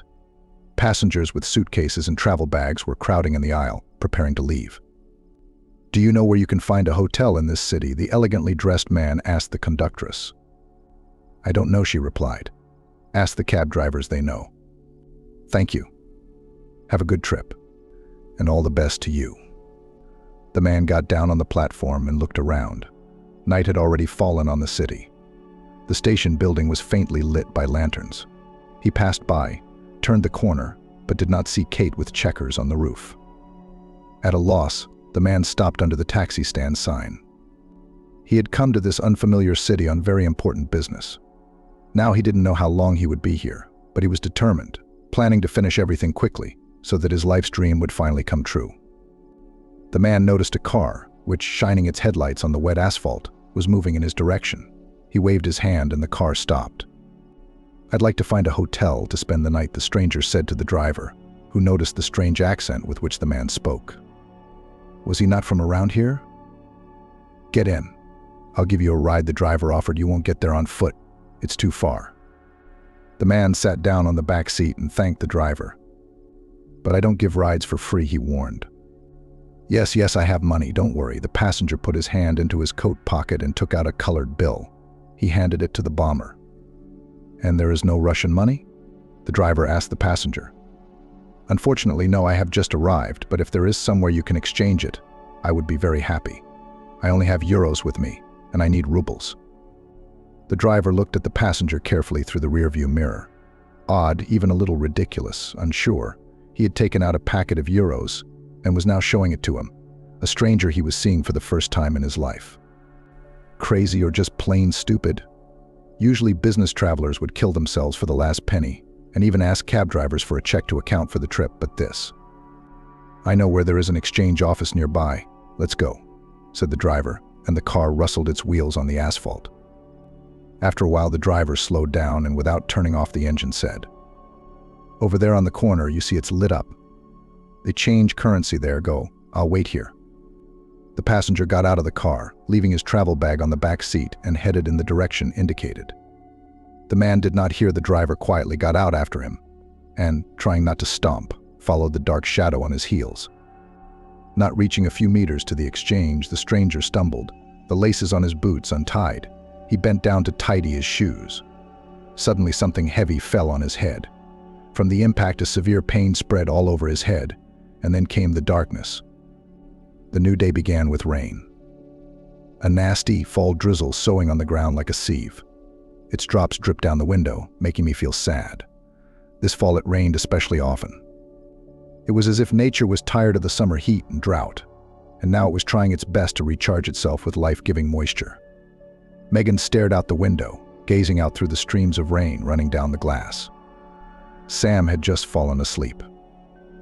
The 5-year-old girl wrapped a piece of bread in a clean handkerchief, dipped it in the sweet tea, and brought it to the lips of the 6-month-old.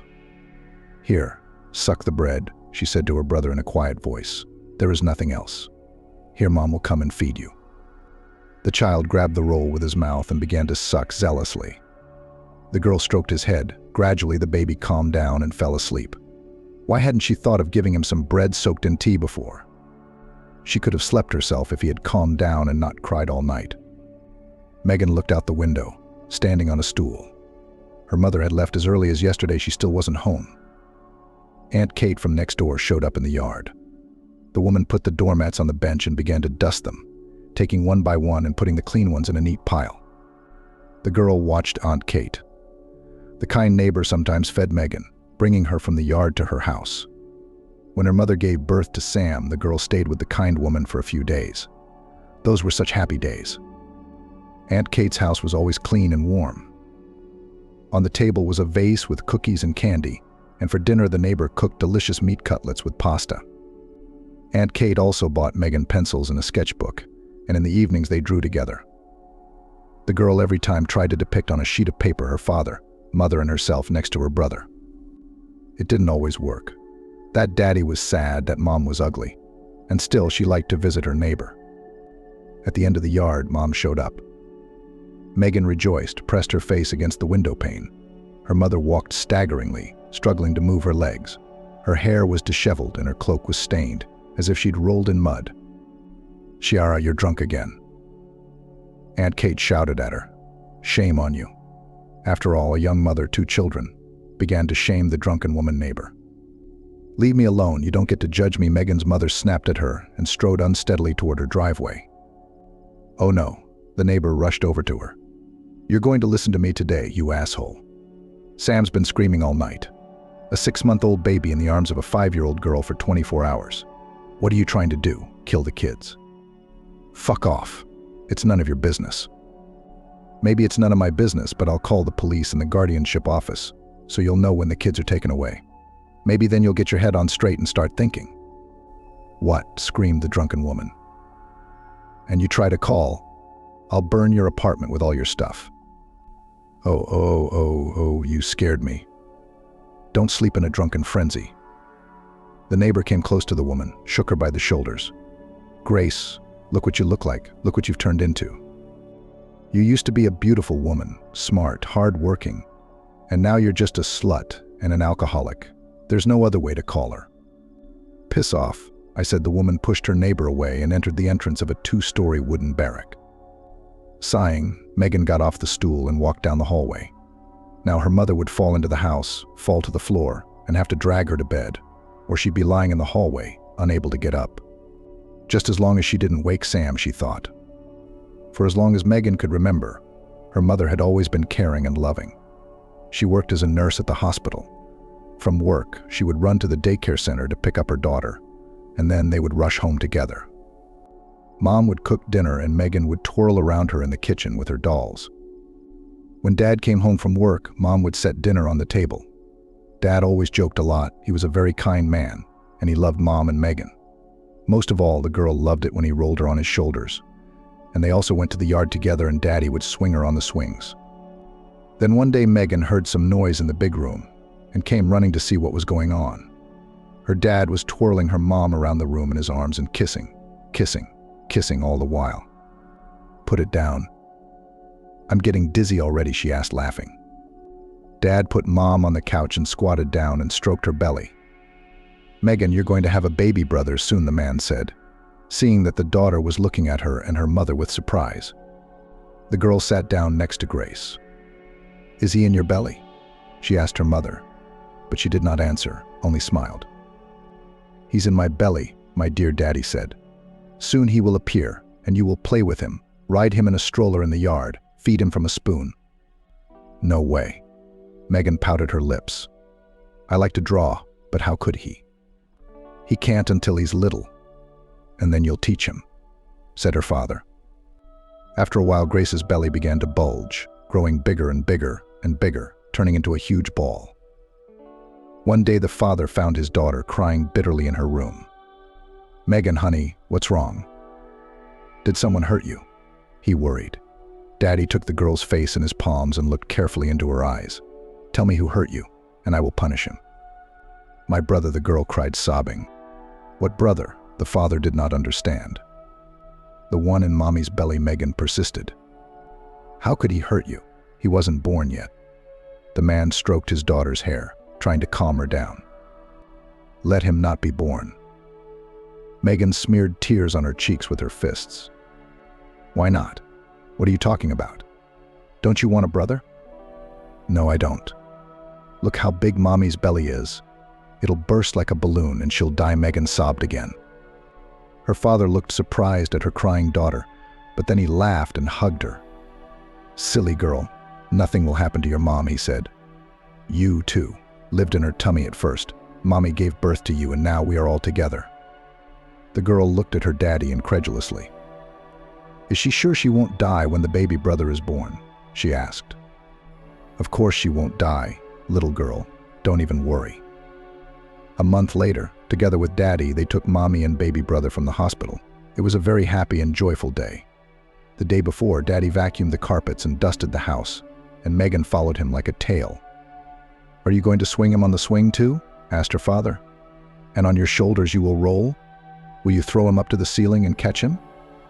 "Megan, he is still very young, and at first he will always only sleep and drink milk. And play." Megan didn't understand. When he grows up, then he will play. Don't rush the time, baby.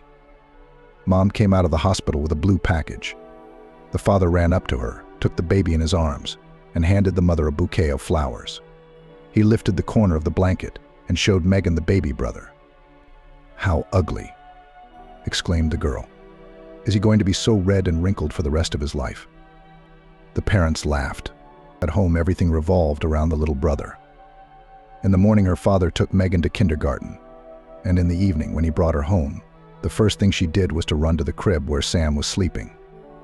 She would take his hand, run her little fingers over it, stroke his tummy. Her mom wouldn't let her hold her brother in her arms, but she gave Megan a bottle of formula, and the girl fed the baby, saying, "Eat every last drop, then you will grow big and strong." One day, Daddy didn't come to pick up Megan at the kindergarten. All the children had already been taken away, and she was playing alone on the playground, all the time looking toward the gate. But there was no sign of her father. When it was already dark, the teacher took the girl home. The door was opened by a neighbor, Aunt Kate. Megan ran into the apartment, rushed as usual to the crib where Sam lay. The women in the hallway talked quietly about something and the caregiver left, and then Mom came back. Her face was tearful. She collapsed helplessly on the couch and sobbed. Aunt Kate stroked the woman's hair and shoulders, soothing her, saying, "What a grief, Lord. How can you be alone now with 2 orphans?" Megan's dad died in the service. He was a fireman. That day, a vegetable warehouse caught fire. It was dry and windy in May, and the flames spread quickly through the building, covering the walls and roof. One of the floor joists collapsed, crushing the man, and when he was pulled outside, he was already dead. When Megan's mother was informed of the terrible tragedy that happened to her husband, she completely lost her mind, thrashing around like a mad woman, screaming and sobbing. The EMTs had to try their best to give her some shots to calm her down. On the day of her father's funeral, a neighbor's Aunt Kate was at home with Megan and Sam. While the baby slept, she set the plates on the table. "Bring glasses," baby Aunt Kate asked the girl, "or people will come, and we haven't set the table yet." "Why are people coming?" Megan asked naively. "It's customary. When a person goes to the next world, they bury him, and then remember him." The woman tried to explain. "What do you mean, memorialized?" The girl persisted, putting the glasses on the table. "It means that they eat, drink Kiesel, and remember the deceased with a kind word. And we in the kindergarten, too, they give us Kiesel. Are we remembering someone, too?" Aunt Kate looked sadly at the girl. Megan, who was bright beyond her years, waited for her answer. The woman hugged the little girl to her and secretly brushed away a tear that rolled down her cheek. "My poor girl, life is complicated, and it's hard for me to explain everything to you. Just remember that Papa loved you very much, and will always and always watch from the cloud how you live. And he will also watch how friendly and smart you and your baby brother are growing up. So you never leave Sam." Megan didn't understand anything the neighbor said, but she decided she would help her mom with everything, so that her dad would see it on his cloud and praise her daughter. Megan's mother, Shiara, was taking the death of her husband very hard. She strongly loved him since the school bench, believed that fate long ago decided everything for them and united them into one whole. When her husband was gone, he began to drink. At first, she drank in the evenings after putting the children to bed. She sat in the kitchen with a bottle of vodka and a shot glass, drank and cried, remembering such a short, full of happiness and love family life. And then some people began to appear in the house. They and Grace drank together, yelled, sometimes fought. When her mother didn't pick Megan up from kindergarten, the teacher brought the girl home and said, "Run and I'll wait for you to come inside." Often the door to the apartment was locked from the inside. Megan would spend hours pounding her fists on the plywood paneling and screaming, "Mom, open up, it's me." Megan, her mother, was either asleep, drunk on vodka, or partying in the kitchen with her friends. Once home, Megan would sit next to Sam's crib and talk to him. "You don't have to be afraid," she told her brother, who looked at the girl with blue eyes. "Our mom is just a little sick. You'll see she'll get better, and everything will be like before." Megan learned to make her own formula, and when she wasn't, she heated a bottle of store-bought milk in a pot of hot water. Days, weeks, months went by, and Ciara never stopped drinking. On the contrary, the woman now began to disappear from the house for days at a time. She would return drunk and out of her mind, and most often, as soon as she walked through the door, she would collapse on the floor and lie there until she came to her senses. One morning, Megan walked into the kitchen. Her mother was washing dishes. It seemed to the girl that it had become the same. There were no bottles and shot glasses anywhere. The kitchen table was clean, and even the gingerbread was in a plate. "Mommy, we need to feed Sam," said the girl. "Now, my good girl, I'll heat up the milk and give it to my brother." Her mother poured milk from the bag into a clean bottle and set it to heat up on the water bath. "Do you want some tea, daughter?" "Pour, please." The girl sat down on a stool by the table and took a gingerbread. She thought only about one thing: if only no one had come to visit her mother and brought vodka. Finally, everyone was fed. Ciara started to get dressed. "Are you leaving, Mommy?" Megan asked fearfully. She knew Mommy would leave and then come back with a bottle and she would be lying around drunk again. "No, honey, we're all going to go for a walk to the park together," the woman replied. "Get dressed and put a blanket in the stroller." Rejoicing, Megan started pulling clothes out of the closet, got dressed, and then rolled the stroller into the middle of the room to prepare a place for her baby brother. She didn't notice her mother lurking in the kitchen, pouring alcohol into a glass and knocking it over, wrinkling her nose a little. The woman stared out the window for a few minutes and then did it again, splashing more vodka into the glass. Grace went back into the room to the children. Megan was already dressed, and Sam was lying in his crib. His mother moved him to the couch and dressed him in a beautiful knit suit with an embroidered bunny on the chest. Then the woman went to the sideboard and took something out of a crystal candy bowl. Here she held it out to her daughter, put it on and never take it off.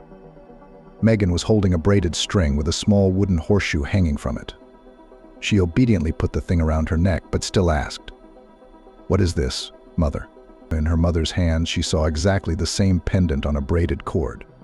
She was running her finger along the wooden horseshoe, whispering something quietly, as if she were talking to someone. The girl tugged Grace's skirt. "Mommy, what is this? Why do I have to wear this shoelace?"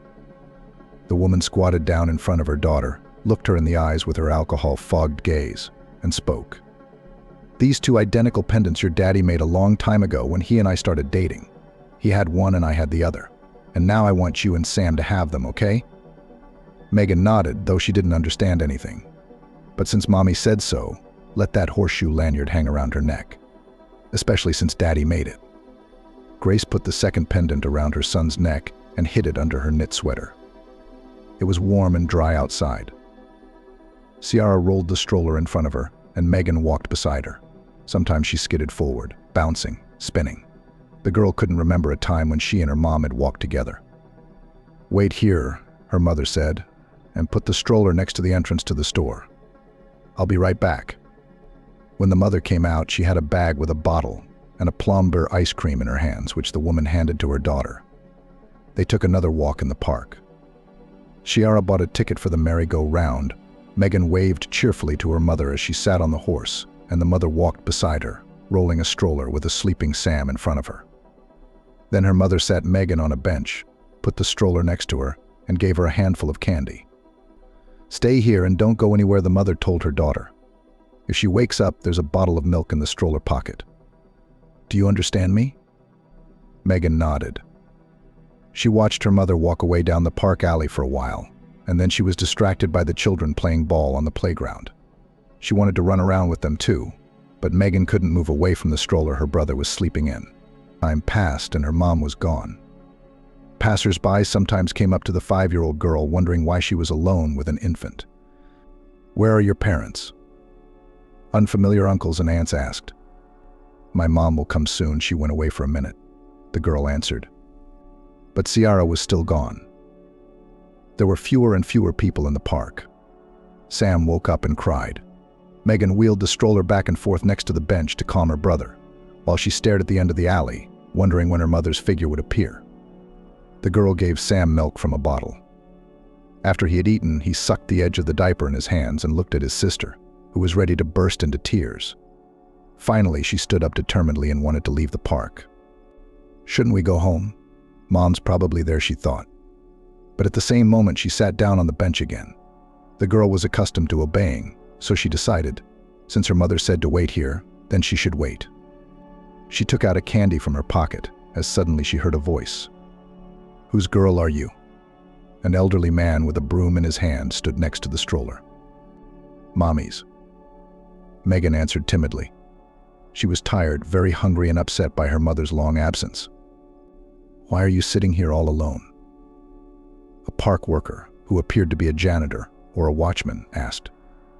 My mom and my brother and I went for a walk, and then she left and said she'd be here soon. I'm waiting and waiting, and she's not here, and then all the tension, worry, and fear came out in a flood of tears. Megan cried and Sam cried after her. Come on, the older man sat down next to her on the bench and stroked her hair. Come on, don't get all wet. We'll find your mom. How long has she been gone? I don't know. The girl kept sobbing. The man looked at her, thinking, scratched the back of his head with his hand, and then said, Come on, let's go. I know where we can find your missing mother. He added, Come on, don't be afraid. He rolled the stroller down the alley with one hand and held Megan's hand with the other. They came to a small wooden building at the back of the park. The man put a broom at the entrance and guided the girl inside, while he rolled the stroller in with the baby and shouted softly, Claire, come here. A woman in her 50s came out at the man's call. She was dressed plainly, with her hair in a bun at the back of her head and thick lensed glasses on her nose. What do you want? Look, I was walking down the alley to close the gate to the park, and on the bench she was sitting with a stroller, rocking a baby. She says she's waiting for her mother, but I've been watching them for a long time. They came to the park at lunchtime and have been sitting there all day. The woman scrutinized Megan, then shifted her gaze to the boy who was grunting and grunting in the stroller. Are they lost? She asked. No, we were waiting for Mommy, Megan answered, calming down a little. She said she'd be back soon, but she didn't show up. The woman bent over the stroller and pulled out the baby. Oh my God, he's all wet and stuffed, she exclaimed, feeling that the boy's onesies and blouse were wet and dirty. Do you have anything to change him into? Megan bent down, and under the stroller on the lattice partition was a cloth bag containing a change of clothes, a diaper, and a pair of pants. She handed it to the woman. Call the authorities, Greg, she said, undressing the child on the table where there were mugs and papers. What's there to say? Greg didn't understand. As it is, just say that you found children in the park. That's the last thing we need. The man cursed. I thought I'd have a good night's sleep or watch TV. There and took a cup, because my old lady at home does not give a shot to drink. And here. Holy shit, such a situation is emerging. Now I'll have to testify all night, where I took the children, who they are, where the mother disappeared. And what do I know? Continuing to grumble, Greg went to the phone and picked it up. Hello, this is from the City Park of Culture and Recreation. My name is Greg. I found some children in the park. They are sitting here. An older girl and a very young boy. Of course, we'll be waiting for you. The man hung up. They said to wait, he said to Claire, who looked at him questioningly. Where are we going to go now? We're not going to kick them out into the night. Soon the police entered the room, a man and a young girl in uniform. Megan stared at them. She knew the militia took bad people away. She didn't understand why these men had come for her and her brother. The policeman questioned Claire and Greg, then said, We're taking them away. If the woman, the children's mother, shows up, tell us, and tell her that the kids were taken to the 36th police station. The park workers nodded. They said, of course, we'll do everything as it should be done. Marinka wanted to cry from fear. She felt a lump coming up to her throat. She held on with all her might. She was put in the back seat of the car, and the girl in uniform sat next to her, holding Sam in her arms. At the police station, Megan was asked various questions at length. Where is your mom? What's her name? Where does she work? Where do you live? But the girl could not answer anything. She didn't know the address. She only said that Daddy died, and Mom used to work at the hospital. But she doesn't go to work now because she has to take care of Sam. Do you and your brother have grandparents? The policewoman asked her. No, just Aunt Kate, Megan replied. She comes to us when Mom is ... and brings us food. I see. The girl pressed her lips and looked meaningfully at her colleague, who, sitting at the table, was drawing up a protocol. Another socially dysfunctional family. Call the guardianship. Someone from the Department of Juvenile Affairs will determine. And yes, call the duty officer. Let him put in the summary of incidents and send to other departments. If the woman's a drinker, maybe she's out on the street somewhere. Megan was tired. She wanted to sleep, and her stomach rumbled unpleasantly with hunger. The girl handed her a glass of tea and a cookie. After a while, Megan fell into a shallow, disturbing dream in which she saw her mother. She was walking down an alley in the park, getting farther and farther away. The girl wanted to run after her, but her legs were cotton, not moving at all.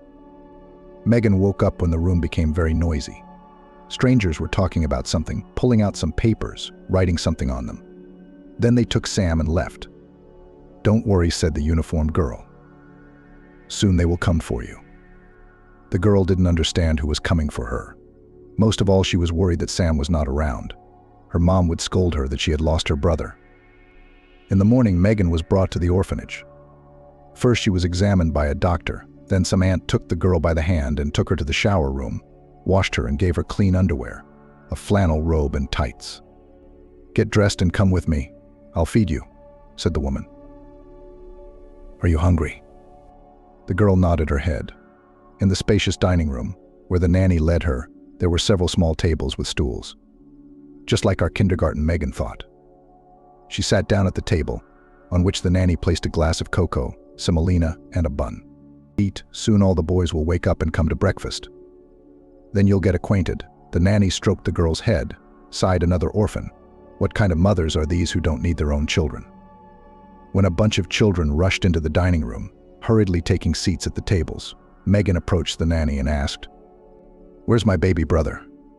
"How should I know?" The woman shrugged her shoulders. "They probably took him to the orphanage. He's still very young." Megan didn't know what an orphanage was, but she knew that Sam was gone, and that made her chest feel cold, sad, and scared. Megan's 6-month-old baby brother was lying on a changing table in the office of Jessica Smith, the head of the infant home. Her assistant Clara was feeding the boy formula from a bottle. Leaning over the baby, she was saying, "Eat, sweetie, he's hungry. He's so hungry, he's yapping." I don't understand what these moms lack. Jessica Smith was indignant. How many years I've been working in an orphanage, and every time they bring such abandoned children, my heart bleeds. "You don't say. He's a sweet little boy," Clara nodded her head. Blue eyes, blonde hair. "He's healthy too." The doctor said after the examination that he had no health problems, that he was developing in accordance with his age. But his mother abandoned him, and where? In the street. "You're right. She could have brought it to the institution and given it up honestly. What if something happened to the kid in the park? What a thing to leave your baby with your 5-year-old sister." "I'd sterilize those mothers, Clara, so they couldn't have any more babies. You think she'll grieve, come running and beg me to give her kids to her? No way. She'll make more children on a drunken binge and then abandon them just like that." Jessica Smith turned away from the window, hesitated for a moment, and then said, "But it may be for the best."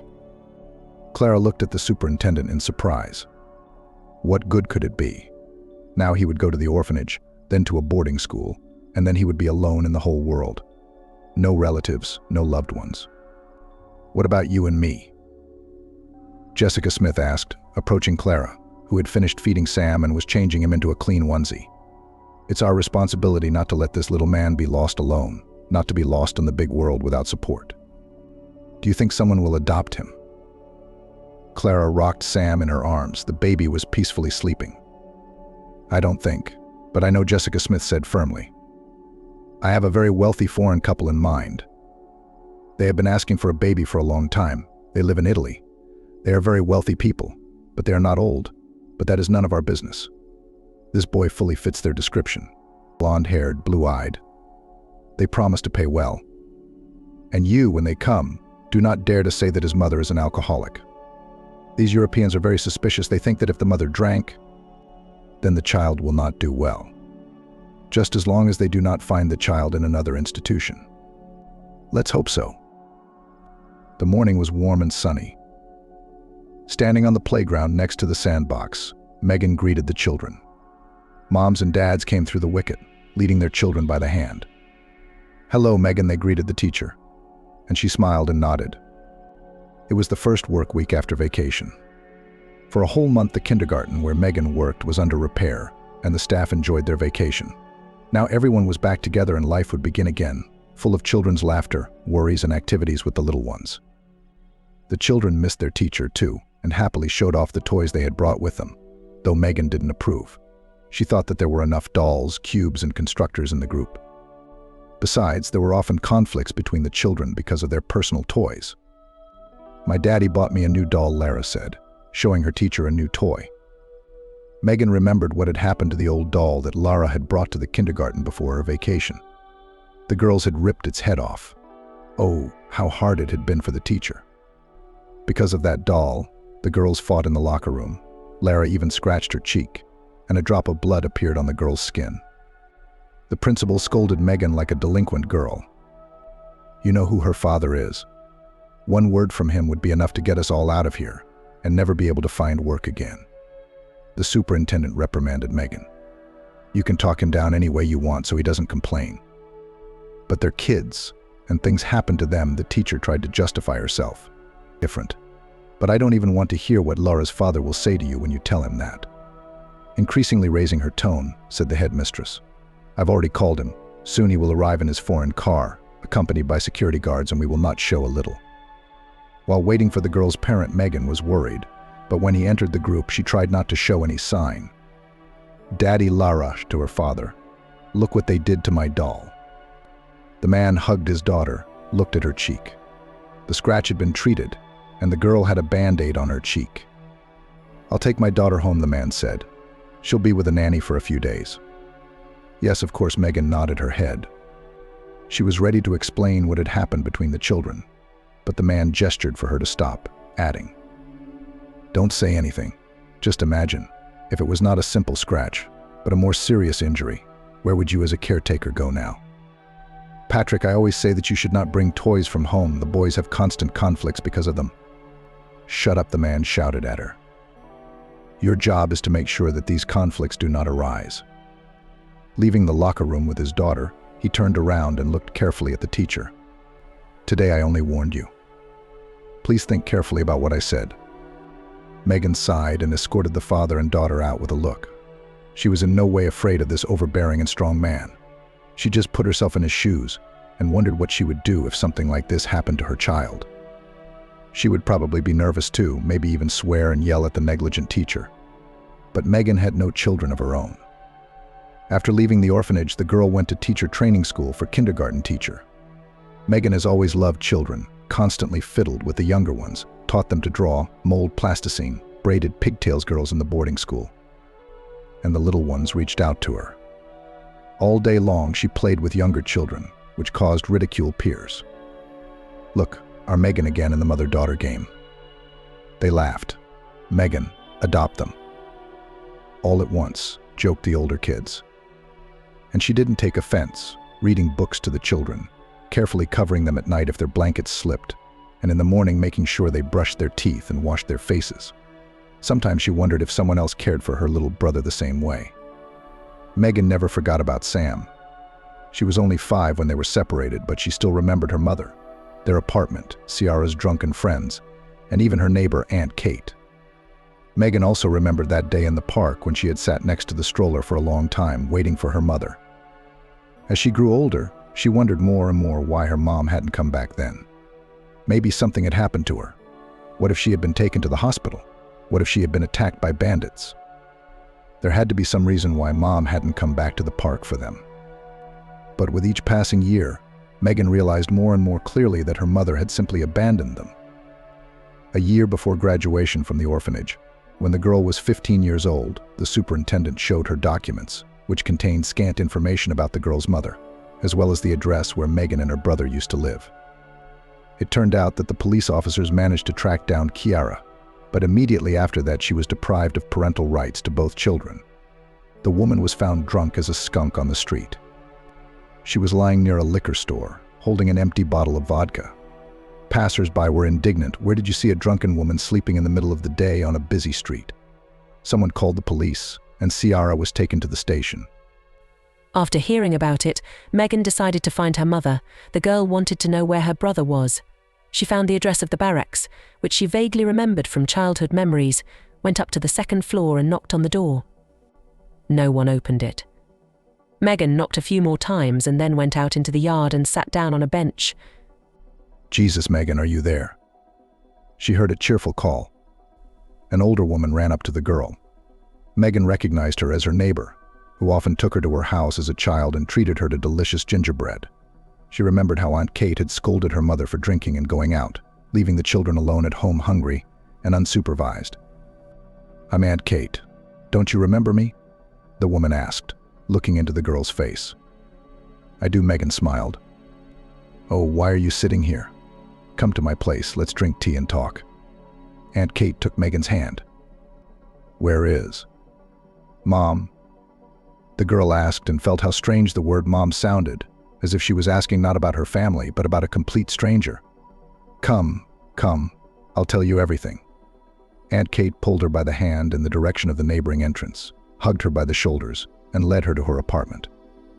Nothing had changed in Aunt Kate's house. Even the furniture was in the same place and smelled the same as it did when she was a child.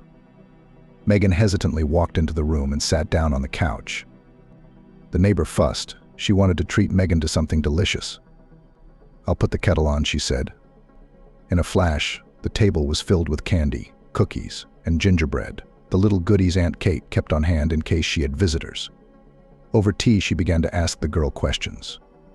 "How are you doing, Megan? No trouble?" "I'm fine, Aunt Kate, I'm fine. I'll be out of the orphanage soon. I'm going to teacher training school."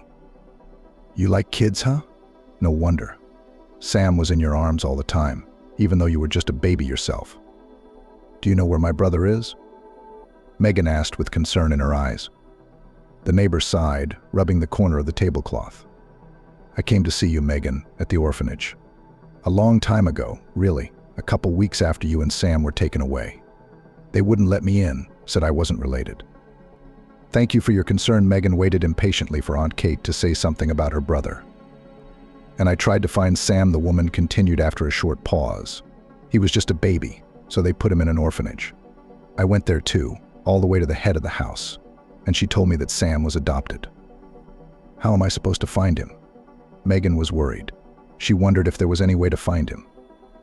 "You can't," Aunt Kate cut off her faint hope. "If a child is adopted, all information about his new parents and where he lives is classified. Just like that, you know. I wish I could find him. He doesn't remember me at all, does he?" the girl asked. For sure, the woman nodded her head. How could a 6-month-old child remember anything? And his parents hardly know that his adopted son has a sister. And if they do, they won't tell. Why would they? "So I'll never see Sam again?" Megan was upset. "Life is long and unpredictable," the neighbor said thoughtfully. "No one can know how it will turn out and what surprises it will bring." They were silent, drinking tea and thinking about the complexity of human destinies. Finally, Aunt Kate broke the silence. "Your mum's dead, Megan," she said sadly. "It's been a week since she was buried." The girl looked up at her neighbor. She didn't remember her mother well, but her heart still stabbed, pinched, squeezed so tightly that it was hard to breathe. "She drank a lot," Aunt Kate continued, trying to choose her words so as not to hurt Megan's soul. Drunken friends had set fires in their apartment a few times, and the whole house was on fire. They went to the council, demanded that Grace be evicted. But no way. Megan listened to her, staring thoughtfully out the window. Maybe it was for the best that her mother had left her and Sam in the park. Megan herself was well fed and clothed, doing well in school. And Sam has parents now. I wonder if they take good care of him, if they love him like family, she thought. "Oh yes," the neighbor suddenly became alarmed. "I found the photo cards when I cleaned your apartment after your mother's death. I'll bring them to you. I kept them for myself, thinking I'd give them to you or Sam someday." Aunt Kate left the kitchen and returned a minute later, holding the black and white photos. She placed them on the table in front of the girl and sat down across from her again. Megan took the pictures carefully, gently, as if they were something very precious, very expensive. There they were, Dad, Mom, and her, and in another picture, Dad and Mom alone. Mom in a wedding dress and veil, and Dad in a suit and tie. Young and very handsome, the parents were smiling, looking very happy. And in this photo, Megan and Dad are next to the stroller Sam was sleeping in. "You know what," Megan, Aunt Kate said in a serious, firm voice. "Go to the council, claim you're the late Ciara's daughter so you can keep the apartment. If you get out of the orphanage, Where will you live? I've saved all my papers. I've got them. Our barracks is being demolished. Maybe you'll get a comfortable apartment. Thank you, Aunt Kate. Megan thanked her neighbor. I'll be sure to go. The woman went into the room and brought a cardboard folder, handed it to the girl. Here's everything. It's got documents and everything I thought you might remember. I don't know why, but I also put a fireman's badge, which was left by your father, and his certificates for excellent service. Can I have more pictures? Megan asked. Oh, come on, baby, of course you can. I saved them for you. The neighbor reached for a nail on the wall. And here are the keys to your apartment. They're spare keys. I've always kept them with me. Thank you, Megan thanked the woman again. They hugged tightly, and the girl left the apartment. Looking out the window as she walked slowly across the yard, Aunt Kate crossed her figure. God take care of you, girl. The first day of work after vacation went well. Apparently, having missed each other, the children played merrily, not even fighting. Megan also had time to have a good rest and began her duties with enthusiasm. She has a preparatory group. We need to do more to prepare the children for school. After breakfast, she repeated with the children the alphabet and numbers up to 10, and then took the children for a walk outside. While the children played, Megan and 2 other teachers from other groups talked on the sidelines. Jake. Drop that rock right now, Megan's colleague Vanessa shouted when she saw that the wiry boy had picked up a shank from the ground and was about to throw it at one of the kids. I'll put you next to me now and you'll stand punished for the whole walk. The boy put the stone on the ground and ran away. I'll turn gray with them. These are not children, but a punishment of some kind. Vanessa theatrically raised her hands to the sky. Well, why the vacation ends so quickly? And do not say, supported her Angelina. My friend and I went to the south for 2 weeks. Girls, I'll tell you, the best place to have a great, there is no romance. The men at the resorts were swarming around us like bees. I still do not understand. Angelina, how do you manage on the salary of a kindergarten teacher in the resorts to roll? Vanessa asked. If it were not for my husband, I would be alone on these pennies long ago, starved to death. You just don't understand anything. Angelina raised her finger up moralizingly.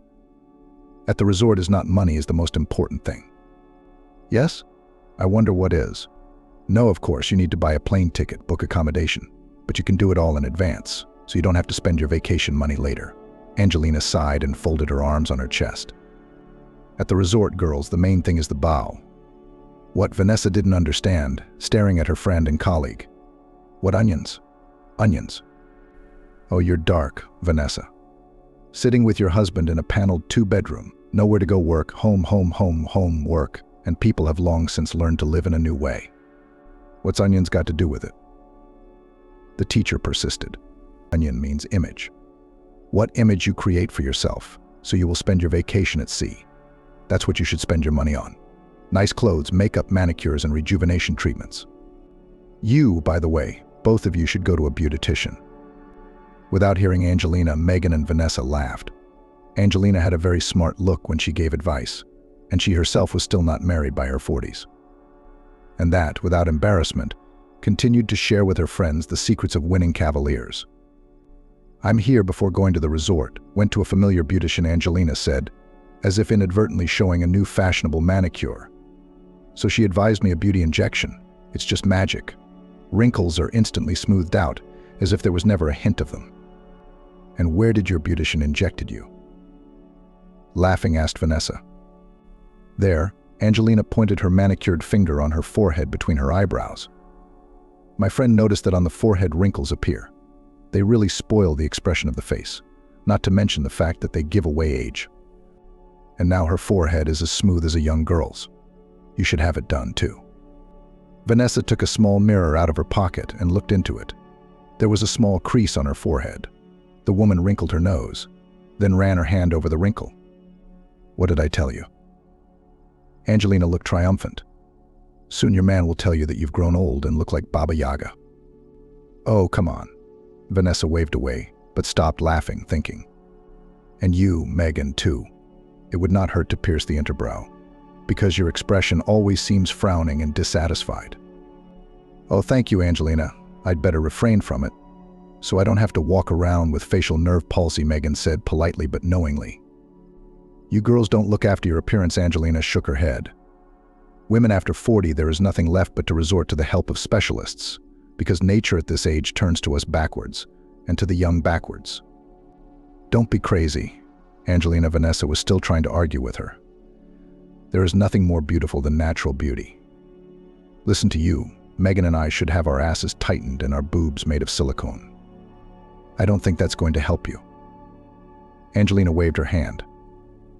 After work, you rush to your husband like a horse at the races, and from Megan in general, men flee like the plague. What's wrong with loving my husband? Vanessa stood up, but Megan stopped the argument. A glance at her watch told her it was time to go to group. It was getting close to lunchtime. After work, Megan stopped by the supermarket. On the way back from daycare, she suddenly remembered Angelina's words for some reason. She was right about something. Megan would soon be 45, and it seemed like a lifetime, but no family, no children. She gives all her warmth to her students, and those who graduated from kindergarten probably forget about her. However, Megan had a chance to marry. While studying in pedagogical college, she met a student of medical school, future surgeon Brandon. The guy was nice, well-mannered, intelligent. Everyone said that he was waiting for a brilliant future. After graduating from the university, he was assigned to the Far East. That day, he and Megan celebrated Brandon's diploma in a small summer cafe. The guy took her hand, looked carefully into her eyes, and asked, "Will you be my wife?" Megan was confused. She liked Brandon very much. The girl was very afraid that his parents, who were also doctors, would treat her badly because she was brought up in an orphanage. But they perfectly accepted Megan. Never a word or a look did not express dissatisfaction with the choice of their son. She and Brandon had noble and necessary professions. She brought up children, and he saved people from terrible diseases. When Brandon proposed to Megan, she did not know that he had already been assigned to faraway Boston. After saying, "I'll think about it," she was almost certain she'd say yes. There was no reason for Megan to turn Brandon down. But when she heard that they were going to move to Boston, she flatly refused to even hear about marriage. Not understanding why Megan was acting this way, the young man tried to ask her what was wrong with the move. Then Megan confessed she's waiting for her brother, who was lost as a child, to grow up and return to her hometown someday. That way there's a chance they'll find each other again. And if she leaves, she'll never see Sam again. "You just don't love me," Brandon exclaimed angrily. The reason his girlfriend had given him seemed to him to be a small enough reason to destroy the union of two loving hearts. Megan did not begin to change the guy's mind to prove that she loved him. Saying sorry, she just left. Brandon tried to call her several times, but then he left and she heard nothing more about the failed fiancé. Walking out of the supermarket with full bags of groceries, she hesitated and tripped over the curb. The bags fell out of her hands. Potatoes, onions, tomatoes, sausage, and tomatoes flew across the sidewalk. All the contents of her bags ended up on the pavement. Squatting down, the woman rushed to pick up the groceries when suddenly she saw feet in polished shoes and black pants in front of her. Megan slowly lifted her head, looking up. Standing in front of her was Patrick, Lara's dad, who had had a doll broken by the girls in the group a month ago. The man sat down as well and began to gather potato tubers into a bag. "Hello, Megan," he said. "What are you doing, Patrick? Don't be." "Helping you pick up fallen groceries." "Is something wrong?" The man straightened up, holding a bag with a broken handle. "Thank you," Megan thanked him, "but I could have done it myself."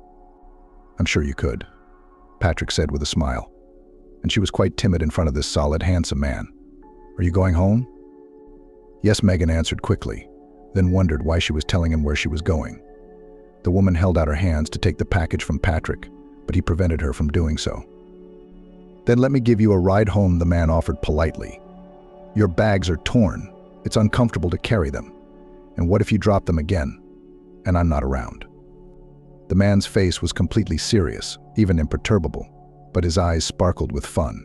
Megan was completely confused, frozen in indecision, looking at the bags in Patrick's hands, then at him. Seeing that her daughter's teacher was hesitant to agree to his proposal, Patrick added, "I feel bad about that conversation. To be blunt, I feel guilty that I spoke to you so rudely when Lara's cheek was scratched. So consider my offer as a sincere apology. Let's go." He took Megan by the elbow and led her to a beautiful black car. The driver jumped out and opened the door. The woman sat down in the back seat. Through the window pane, she saw the driver take the bags from Patrick's hands and put them in the trunk. The car moved off. Megan felt uncomfortable about taking advantage of her kindergartner's father's offer, and he seemed to see the whole thing as a fun adventure. "How did Lara behave in kindergarten today?" he asked. "That's a strange question," Megan smiled. "Your daughter's behavior is impeccable." "I guess you just don't want to upset me." The man tilted his head slightly and looked at the teacher. "Her nanny is just a barrage of complaints about me when I come home. Lara doesn't eat her porridge well. Lara refused to sleep during the day. Lara stepped in a puddle and soaked her shoes." Patrick laughed merrily. "The porridge, the afternoon nap, and the wet shoes are minor things." Megan smiled. "Much more important, how Lara perceived her surroundings and people." "Really?" the man asked. "How does she perceive it all?" With curiosity, Megan answered confidently. "In this case, she's just studying the nanny's reaction. So she's getting an experience that fits into a simple pattern. If I do this, then this will happen. And I thought she was just messing with the nanny and testing her patience." The car pulled up in front of Megan's driveway. The driver obligingly opened the door and gave her a handshake, then pulled bags from the trunk of the car. "It was a pleasure giving you a ride," Patrick said, and shook Megan's hand. "Igor will help you carry the groceries to the apartment." Realizing that it was useless to refuse help, the woman didn't resist. "Goodbye," she said, and walked toward the elevator, feeling Lara's father's gaze on her back. Stepping out of the elevator, she opened the apartment door with her key and let the driver in. He strode resolutely into the kitchen, put the bags on the table, and, saying "have a good day," and left. Closing the door behind the guy, Megan kicked off her shoes and hung her coat on her shoulders. She looked at herself in the large mirror above the dresser in the hallway. "The wrinkle on my forehead is really noticeable," the woman thought, and ran her finger along the skin between her eyebrows where a shallow crease was visible. Angelina was right. Megan wasn't doing well with men. Everything in her life seemed fine. Aunt Kate, a neighbor in the barracks, had advised her to go to the city council to apply for privatization. A few years later, the barracks was demolished, and all the residents were given apartments in a new 9-story building in a bedroom community. True, by that time Aunt Kate was already gone. Megan, who then lived in a dormitory pedagogical school, was very happy to have her own apartment. As soon as the occupancy of the apartment building began, she moved in and began to organize the apartment.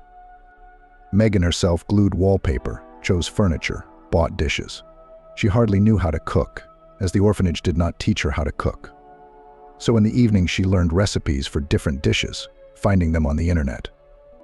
Sometimes her friends from the pedagogical school came to her, and they organized parties. Often the girls came with their boyfriends and brought friends to introduce Megan to them, but nothing much ever worked out for her with the opposite sex. After getting a job in a kindergarten, the girl generally immersed herself in the process of raising other people's children and forgot about her personal life. After Brandon's proposal to marry him, she realized that the man who would be next to her would always demand attention only to him, and Megan dreamed of finding a brother, the nearest and dearest person on earth. Her Sam. Quiet time in kindergarten was a time when the kindergartners could not only eat lunch, but also chat. So this time Vanessa, Megan, and Angelina sat down at the table and shared news. "Yesterday I found a website with so many great cosmetics," Angelina said, munching on a cutlet. "I bought so many things: masks, balms, and rejuvenating creams." "Good for you," said Vanessa. "Only you when you meet men. Leave your passport at work." "Why is that?" Angelina did not understand, and that they did not find it in the year of your birth did not see. "Then you know masks and injections will not help. Your young suitors will run away, shining their heels." Vanessa laughed merrily, and Megan, looking at the stretched face of Angelina, smiled. Vanessa and Angelina were always teasing each other, and it was fun to watch them bicker. "By the way, you don't care what you look like, and I'm going to keep up the good work," said Angelina, fixing her hair. "Our brand has been on the market for 100 years. "That's a great slogan for you," Vanessa continued to tease her friend. "Or it could be despite 100 years of experience, I'm still functioning." "Come on," Angelina waved her hand, pouting. The woman wanted to change the subject, so she turned to Megan. "It's your birthday coming up, isn't it?" "Isn't it? You're not wrong. Angelina Vanessa said without letting Megan answer. And not just a birthday, but an anniversary. 45, the woman is a berry again. How are we going to celebrate Megan? I don't think I'm going to celebrate Megan tried to dismiss her friends. Yeah, that's how we let your birthday get washed out. No, we'll celebrate it properly. Angelina wagged her finger at Megan. Why don't we go to a restaurant? My husband and I have not been anywhere for so long. You forgot to add, we haven't been anywhere, but the couch. Angelina interrupted Vanessa. No restaurants. It is no longer relevant, and in general, there is boring and there are no decent free men. And our Marinachka Vladimirovna should urgently look for a beau. Megan laughed. Too serious were the plans for her anniversary among her friends, and she had not even thought about how she would celebrate the anniversary. Girls, but I do not want to cook anything. Fuss. Think about how to have fun. I'll buy a cake, a bottle of wine. We'll sit around when the kids are in group. No way, Angelina squealed. You don't want to organize anything, don't. Vanessa and I will organize everything ourselves, right? Vanessa had no plans to organize the party. She wanted to come to the restaurant, ready to have a good evening. But Angelina's look was so convincing that she had to nod her head. That's right. Do whatever you want, Megan agreed. She never celebrated her birthday, never invited anyone. Last year she'd bought herself a bottle of wine and brought a box of chocolates from work, donated by her co-workers. She sat at the table in the kitchen, set the pictures she'd once taken from Aunt Kate in front of her, poured the wine into a glass, drank, and sank into the thoughts that troubled her. For a long time, Megan had searched for her brother Sam on social media, but then she realized it was a pointless endeavor. If he was adopted, they could have changed his first and last name, and even his date of birth. Sam might not even know he had an older sister. And she, seeing him, wouldn't even recognize him. It had been so long since she'd seen her brother. Plus, he was just an infant, and children change as they get older. Then Megan decided to apply to a famous TV program to look for her brother. But there was no news from there for several years. On her birthday, she drank wine alone and thought that maybe Sam was just around the corner, maybe even in her town or some of the neighboring towns, and she couldn't find him. Megan was brought out of her brooding state by Angelina. She shook her by the shoulder. Ali, wake up, enchanted. Excuse me, girls, I've been thinking. We're asking you what to get you for your anniversary. I suggest beauty products or a certificate to a beautician, and Vanessa says money. I don't even know, Megan replied uncertainly. That's what I'm saying. Why do you need money? Where are you going to spend it? Your paycheck alone is enough. There's always something to spend money on, Vanessa argued. Oh, don't be ridiculous. Angelina waved a hand at her. If you knew where you could spend it, you wouldn't be wearing the same boots for the third year. Well, you've got a nerve, Vanessa took offense. Girls, stop fighting and arguing over nothing. I don't need anything. Megan tried to reconcile her friends. I don't need anything. But the active and active Angelina could not be stopped. All right, let's do neither you nor me, she said to Vanessa. Let's give Megan a gift she'll remember for the rest of her life. I have an idea. As they talked, the quiet time flew by. It was time to get the kids out of bed and serve the afternoon snack. The women went off to their groups.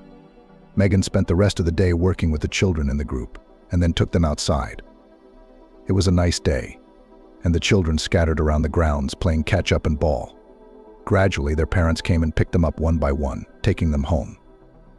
When all the children had been taken away, Megan was picking up the toys left behind by the children.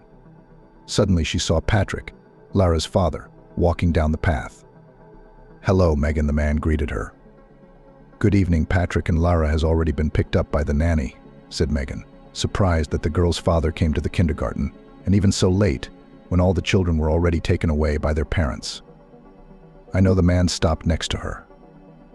I just really wanted to walk you home. You don't have to, and it's embarrassing, Megan said. She was confused, not understanding why her father had suddenly decided to take her home. The woman looked at the road.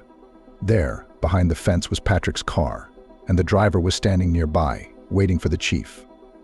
Do not refuse. I am very pleased. And secondly, I would like to talk to you about your daughter, said the man. It's very important to me. Well, all right, Megan agreed. I'll just go up to the group, get my purse, and locked the door. "I'll wait for you by the car." Patrick turned and walked down the path toward the gate. When Megan approached him, he opened the car door for her. "Please have a seat." He helped Megan sit down and sat down himself.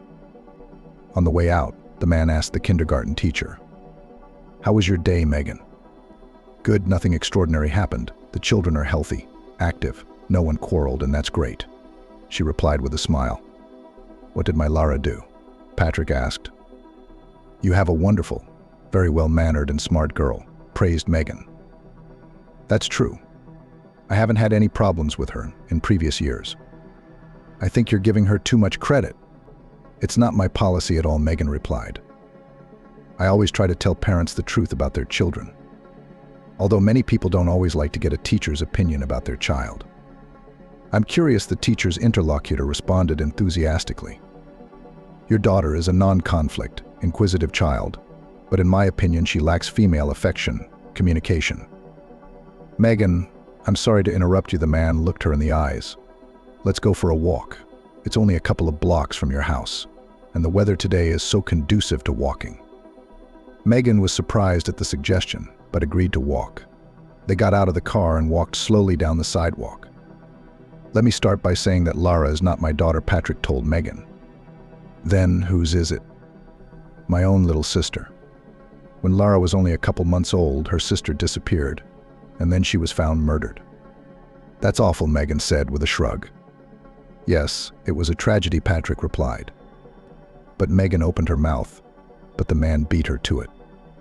"Do you mean to ask why she calls me Dad?" he asked. "Actually, yes.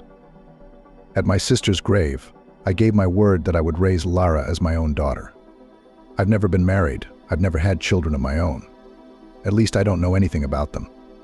I just took care of the girl, and one day she said her first word, and it was Daddy. That's when I decided, let her think I was her father." "That's an amazing story," Megan said quietly. "Looking at Lara, you'd never think she was worried or lacking affection, warmth, love. You make a wonderful father." "You think so?" They'd already reached Megan's driveway and the man stopped. He looked at her with his velvet brown eyes, and she felt as if he and Patrick had been friends for a long time. Their conversation during the short walk had been very confidential. "Megan," the man said, "I enjoyed talking to you so much. You're a wonderful, understanding, attentive person and a very beautiful woman." Megan was a little embarrassed, lowered her eyes, but felt that the words of Lara's father were pleasant to her. "I would very much like to invite you to the restaurant this Sunday. Would you mind?" Patrick looked hopefully at Megan. "We could have a nice meal, relax and socialize. Or suggest your own program, where you'd like to go." "I'll make it happen." "You know, Patrick," Megan smiled, "you don't have to go to a restaurant to socialize and eat good food." "Really? Where do you want to go?" "I'm inviting you to my house. It's my birthday on Sunday." "That's wonderful. I'm happy to accept your invitation." "Thank you." The man took her hand and touched her lips. Megan smiled, tilting her head slightly, and when he let go of her palm, she said, "See you later then?" "Goodbye, we'll definitely be at your place on Sunday." Megan headed for her driveway, and Patrick watched her for a few more minutes. He really liked this calm, a little sad, intelligent, and beautiful woman. "I should instruct my secretary to pick out the best bouquet of flowers and suggest gift options," he thought as he got into the car. The week was drawing to a close. In the evening, Vanessa and Angelina went shopping. They couldn't decide what to get their friend for her anniversary. "It has to be special," Angelina said, "so that she would remember it for the rest of her life." "Why bother?" Vanessa argued. "The main thing is to make Megan feel good." "Ugh, I don't like cliches," Angelina exclaimed, stopping. "A person should get something he doesn't have. And you, then a set, then bedding, then a vase. Do you think she needs it?" "No, of course not, but they're all necessities." "What do you think she needs?" "She needs a good man, that's what she needs," Angelina answered firmly. "Without men, life is a bore." Vanessa looked at her friend in surprise. No, of course she had seen in various TV shows how men are packed in a big box, and then they jump out of it, like a devil from a snuff box in small panties, and with a bare torso. But to give a gift like that to Megan, It never occurred to her. You want to pay for a stripper? A call boy? Vanessa asked uncertainly. Call it what you want, but I've decided Megan needs a jolt. We'll get her a man for tonight and let her figure out what to do with him. Where are we going to get him? Let's go. Angelina pulled her friend by the hand to a bench across the street from the hypermarket. Sitting down on the bench, she took out her cell phone from her purse. After searching something in it, she dialed a number.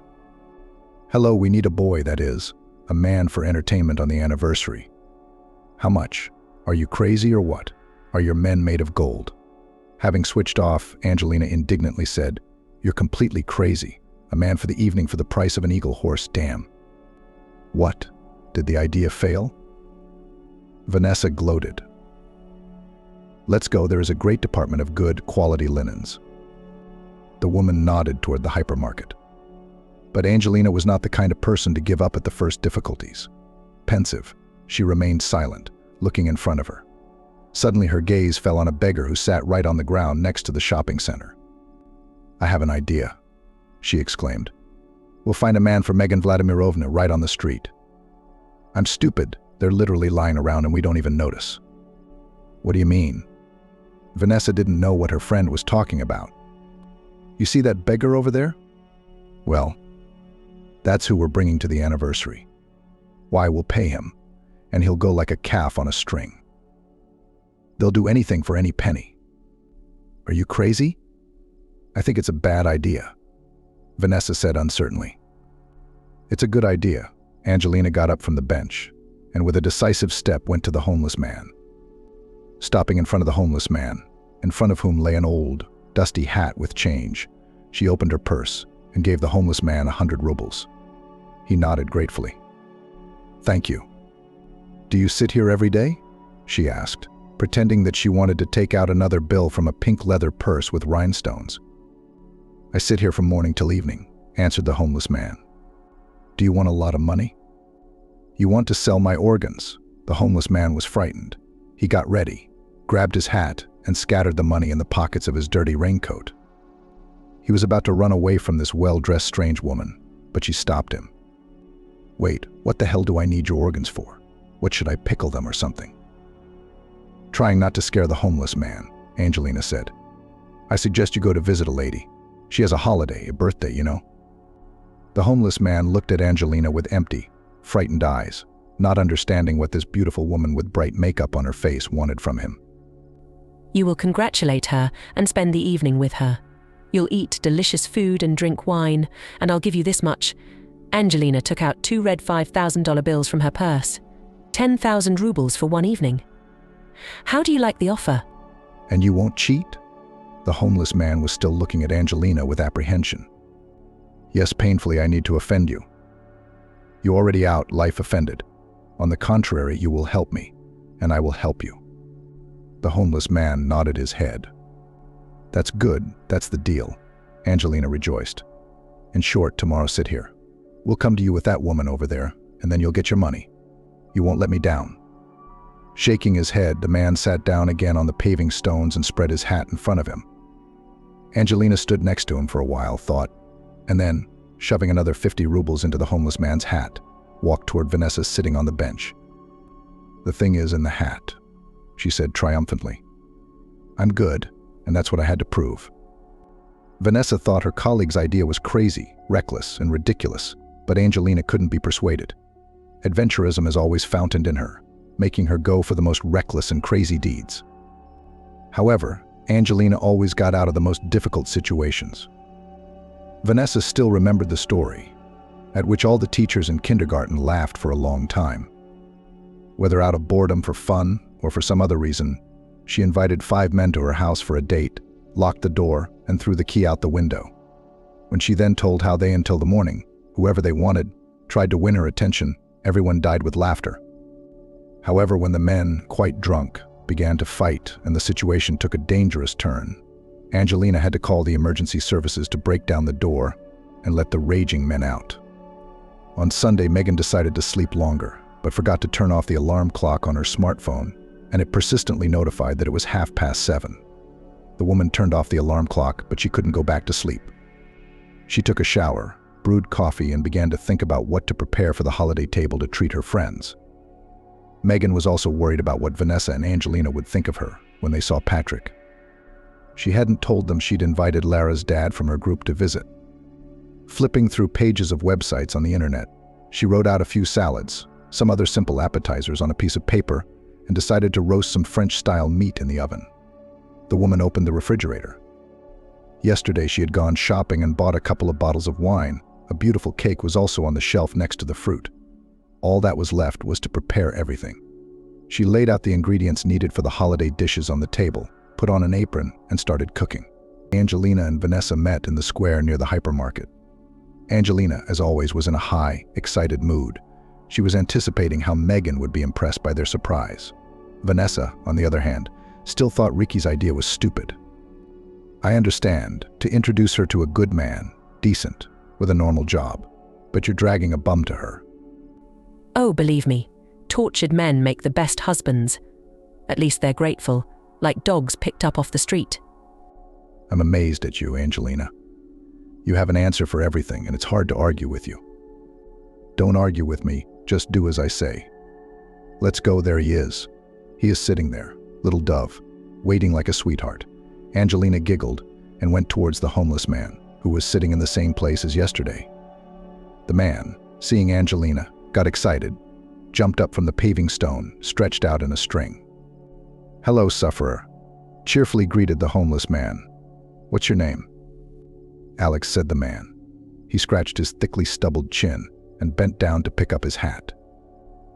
Take the money. Throw this junk in the trash. There's no need to carry unnecessary dirt from the street." The homeless man obeyed and then followed the women.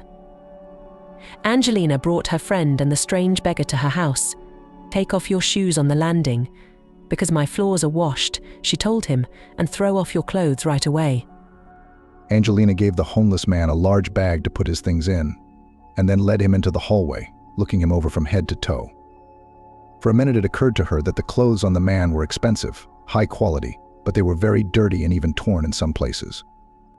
The sweater had once been snow white, and the jeans had an almost obliterated but recognizable label of a famous brand on the back.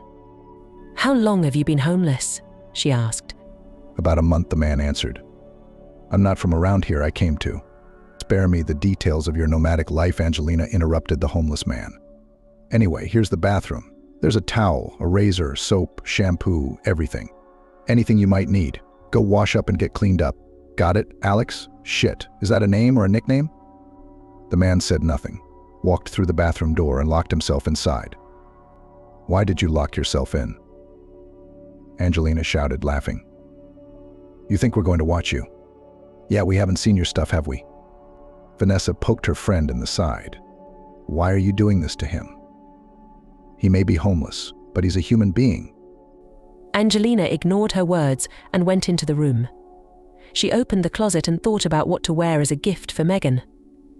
"Well, Vanessa, shall we wrap our present in a pretty wrapper?" Angelina was having a lot of fun. Everything that was happening was an exciting adventure for her. The woman stood on a stool and pulled a large box from the mezzanine. "These are my late daddy's things," she said, nodding at the neatly folded shirts, pants, and jacket. The box even held my father's underwear. I don't know why I haven't thrown it all away. I can't bring myself to do it. From the bathroom, I heard the voice of Alex, the homeless guy. "Women, there is a robe hanging here. Can I put it on?" "Go ahead," shouted Angelina. A few seconds later, the homeless man appeared in the hallway, wearing a satin pink robe that barely covered his buttocks and did not fit over his chest. Angelina laughed, unable to contain her emotion. Vanessa smiled, saying glamorous. Alex was embarrassed. He crumpled in the doorway of the large living room, scrutinizing himself in the mirror. The women noted that after the laundering, the man looked quite decent. He looked no more than 40 years old, though at first Vanessa thought he looked about 50. Smoothly shaved with combed blonde hair, the man smelled of shampoo. "Okay, come here," Angelina called to him in a commanding tone. The woman started pulling clothes out of the box. Socks, underwear, pants, shirt, tie, fell on the couch. "Let's try them on," she said, pulling out her father's family underwear in front of the homeless man. The man hesitated, clearly embarrassed. Could you turn away while I'm getting dressed, he asked, looking at his employers with an embarrassed look. Look, Laris, the Baron are shy, Angelina laughed again, and then added, okay, relax, we are in the kitchen, if anything. The women left the room, leaving Alex alone with a mountain of clothes left by Angelina's late father. When the man entered the kitchen, they stared in amazement. The homeless man looked decent enough, his suit fit neatly, and his blue shirt matched the color of his eyes. Wow, Vanessa said in surprise. And what did I tell you? Angelina said triumphantly, pleased with herself. Washed, combed, dressed up. What is not a handsome man? Would you like some tea? The homeless man did not refuse. He sat down at the table, and Angelina put in front of him a cup with fragrant tea and a couple of sandwiches on a plate. The man happily munched on a bun and sausage, drinking his tea.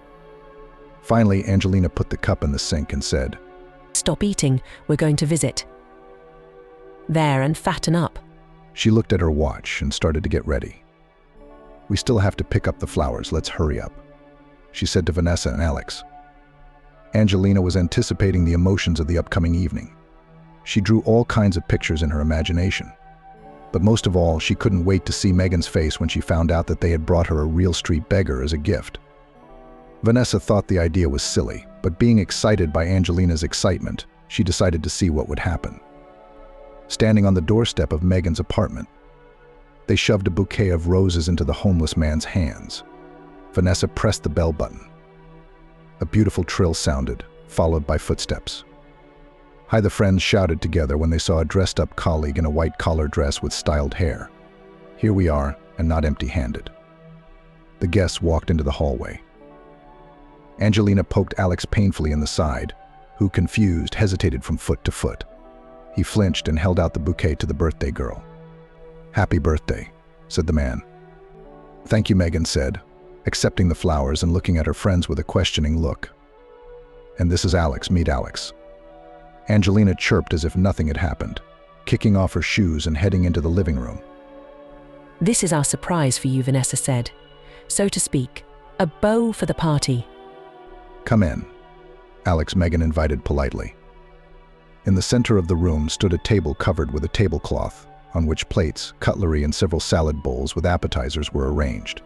The pleasant smell of meat wafted throughout the apartment. The guests sat down at the table, and Megan put the flowers in a vase and joined them. Alex, could you pour the wine, she asked, handing the man a corkscrew. He took the bottle, stared at the label, and said, For a holiday for such beautiful women, you need a different wine. Hey, and how did it not suit you? Angelina giggled. Sommelier from the heating system, damn. This wine is semi-sweet, and I feel that it smells like meat, Alex said with a serious look. You should serve red semi-dry with meat. Come on, pour it, he was making sense. Angelina pushed Alex with her elbow so that he would talk less. After drinking and snacking and sitting at the table for a while, the buddies said they had to go. It was part of Angelina's plan.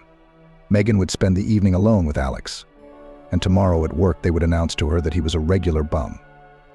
Then they'd laugh together at her friend's reaction. She might take offense, but it was a joke, after all. Angelina was sure that no one had ever received such an original gift. Alex, will you help us get dressed? She asked the man. He left the table and handed Angelina his coat, and she slipped two $5,000 bills into his pants pocket, as promised. Behave yourself, street child.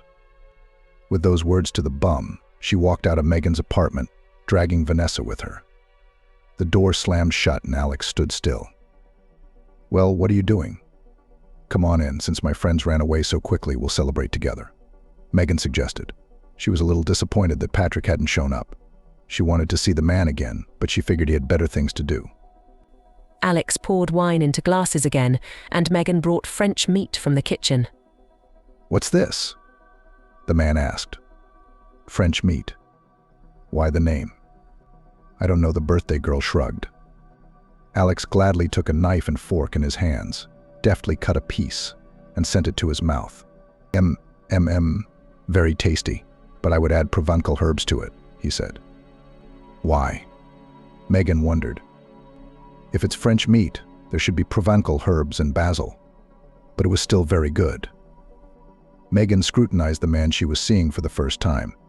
He had a strange accent and way of speaking. "Alex, aren't you from around here?" she finally asked. "A little out of town," the man answered. "What do you mean, a little?" Megan didn't understand. "I was born here, but I lived somewhere else." I see. You eat, eat. Don't be shy. "I admit, I can't stop eating." Alex praised the woman's culinary skills. "Can I have more of this salad?" Sure, Megan moved the bowl closer to the man and thought that he ate a lot, as if he hadn't eaten for days, and praised the simplest salads as if he ate them for the first time. Suddenly, Alex grabbed his stomach and started to roll onto his side. "Oh, I don't feel well," he groaned. "What's wrong?" Megan jumped up to him, supporting him by the elbow, and helped him to move to the couch. "I can't breathe, ... I think I ate too much." Alex rolled his eyes and started rolling around on the couch. "Be patient. I'll call an ambulance." Megan ran for the phone, dialed 03, and called her address. Soon the EMTs arrived. Entering the room, they laid out an orange suitcase with medical supplies and examined the patient. "Let's unbutton the shirt," the doctor said. Megan helped Alex undo the buttons, freed his chest from the blue fabric, and suddenly froze in place. At that moment, it seemed to her that the floor was moving out from under her feet, swaying up and down. The woman swayed, took a few steps back, and fell into a chair.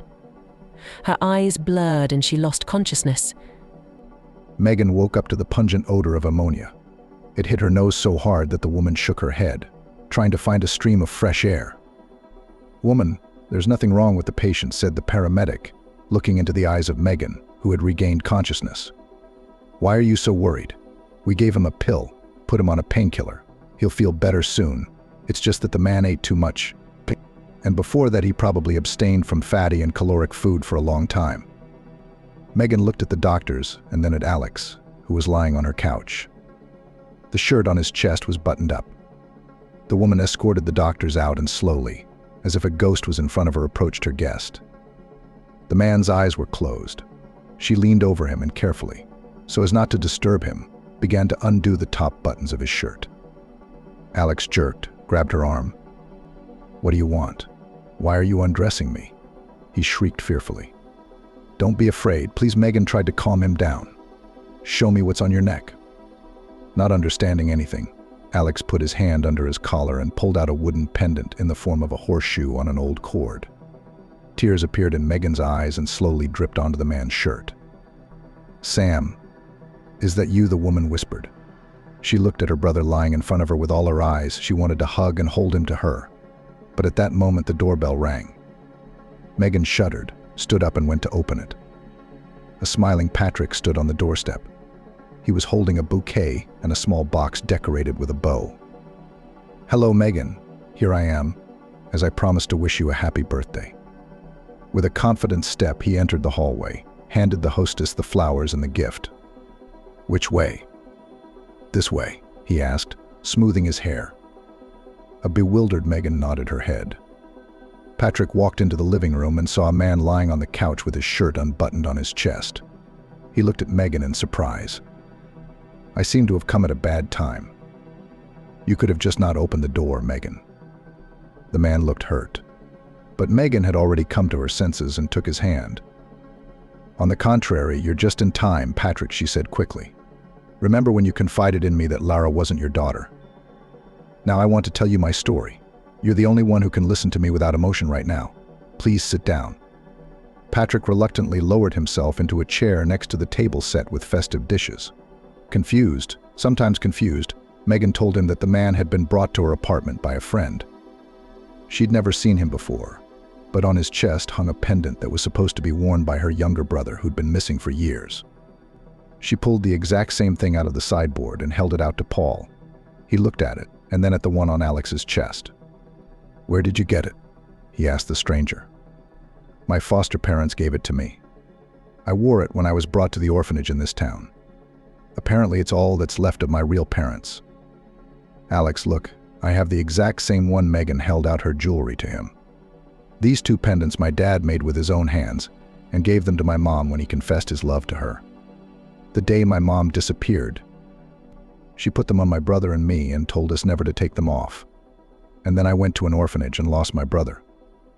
I was only 5 years old at the time. If you have that pendant, you're my brother, my Sam." "Mamma mia," Alex exclaimed and started shouting something in Italian. The Megans Patricks looked at each other in surprise as they watched the man's excited behavior. Then he switched back to Russian. I knew I would find my sister. I believed I was not going to this city for nothing." For the next 2 hours, all three sat at the table and talked. Alex told his story. The half-year-old boy was quickly adopted by a wealthy farming couple from Italy. They loved their adopted son very much, took care of him, and even hired a woman to teach him Russian. When the boy grew up, they told him everything about his father who had died in a fire, his alcoholic mother, withheld only that Alex had a native older sister. His parents were very afraid that he would look for her and leave them alone, go to Russia. Over time, Alex got an education and began to help his parents in the vineyards. And a year ago, his foster mom and dad died in a car accident. After the funeral, the man discovered a box of papers. Going through them, he saw a piece of paper written in small handwriting. It was a letter from his adoptive mother, Louise, addressed to her son. In it, she told him that Alex had a sister, Megan, in Russia. Ever since then, his only dream was to find her. "I arrived in this city late at night, looking for a hotel," the man said. "Some driver picked me up on the street, but I didn't have any rubles and he took me to the exchange office. Before I could even get there, I got a blow on the head and blacked out. Then I woke up and some men were dragging me on the ground into the heating duct. I didn't have any money or documents on me." I see Patrick nodded. "You'd just been robbed." "Yes, that's right. I went to the police, but they told me to drink less alcohol. The guys who brought me in took pity on me, gave me food, treated my head wound, and then they told me I had to make money and put me in front of the mall with a hat. That's where your friends found me, Megan." "That's incredible, Megan," Patrick exclaimed. "I thought it was your lover at first." All three of them laughed merrily. Megan and Alex hugged each other. After 40 years, two people separated by thousands of kilometers had found each other again. "We should drink to that," said Patrick cheerfully, pouring wine into glasses. "This is the best birthday present ever," smiled Megan, holding her brother's hand. "I'm so happy for you, it brings tears to my eyes," said Patrick, taking a sip of wine. "Alex, I'm not the last man in this town. I have connections and money." Sam wanted to object, but Patrick made a warning gesture with his hand and continued. "Let me finish, please. So, I will definitely help you to restore all your documents, and then I'll help you get a job. If you want, even in my company, I need people fluent in different languages."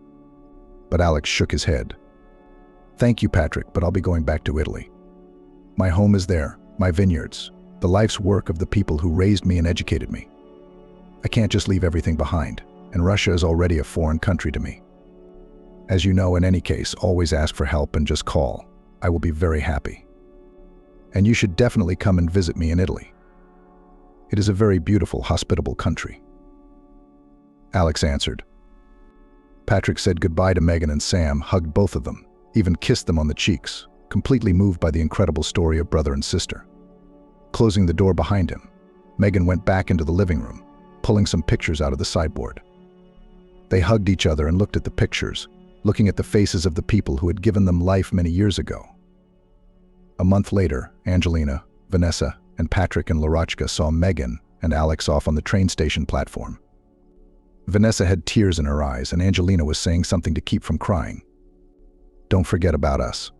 We helped you find each other," the woman gibbered. Patrick couldn't take his eyes off Megan, as if saying goodbye to her. She had become a close friend lately, and he liked her a lot. Taking her hand, he spoke softly. "I will always look forward to seeing you." A loudspeaker announced the arrival of the train.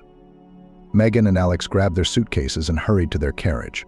Seeing the happy brother and sister boarding the train, the people seeing them off waved. "Dad, do you think we'll see them again?" Lara asked her father. "We will see them again," he answered, hugging his daughter. He had already planned to take advantage of Alex's invitation and go to Italy together with Lenochka during the winter vacation.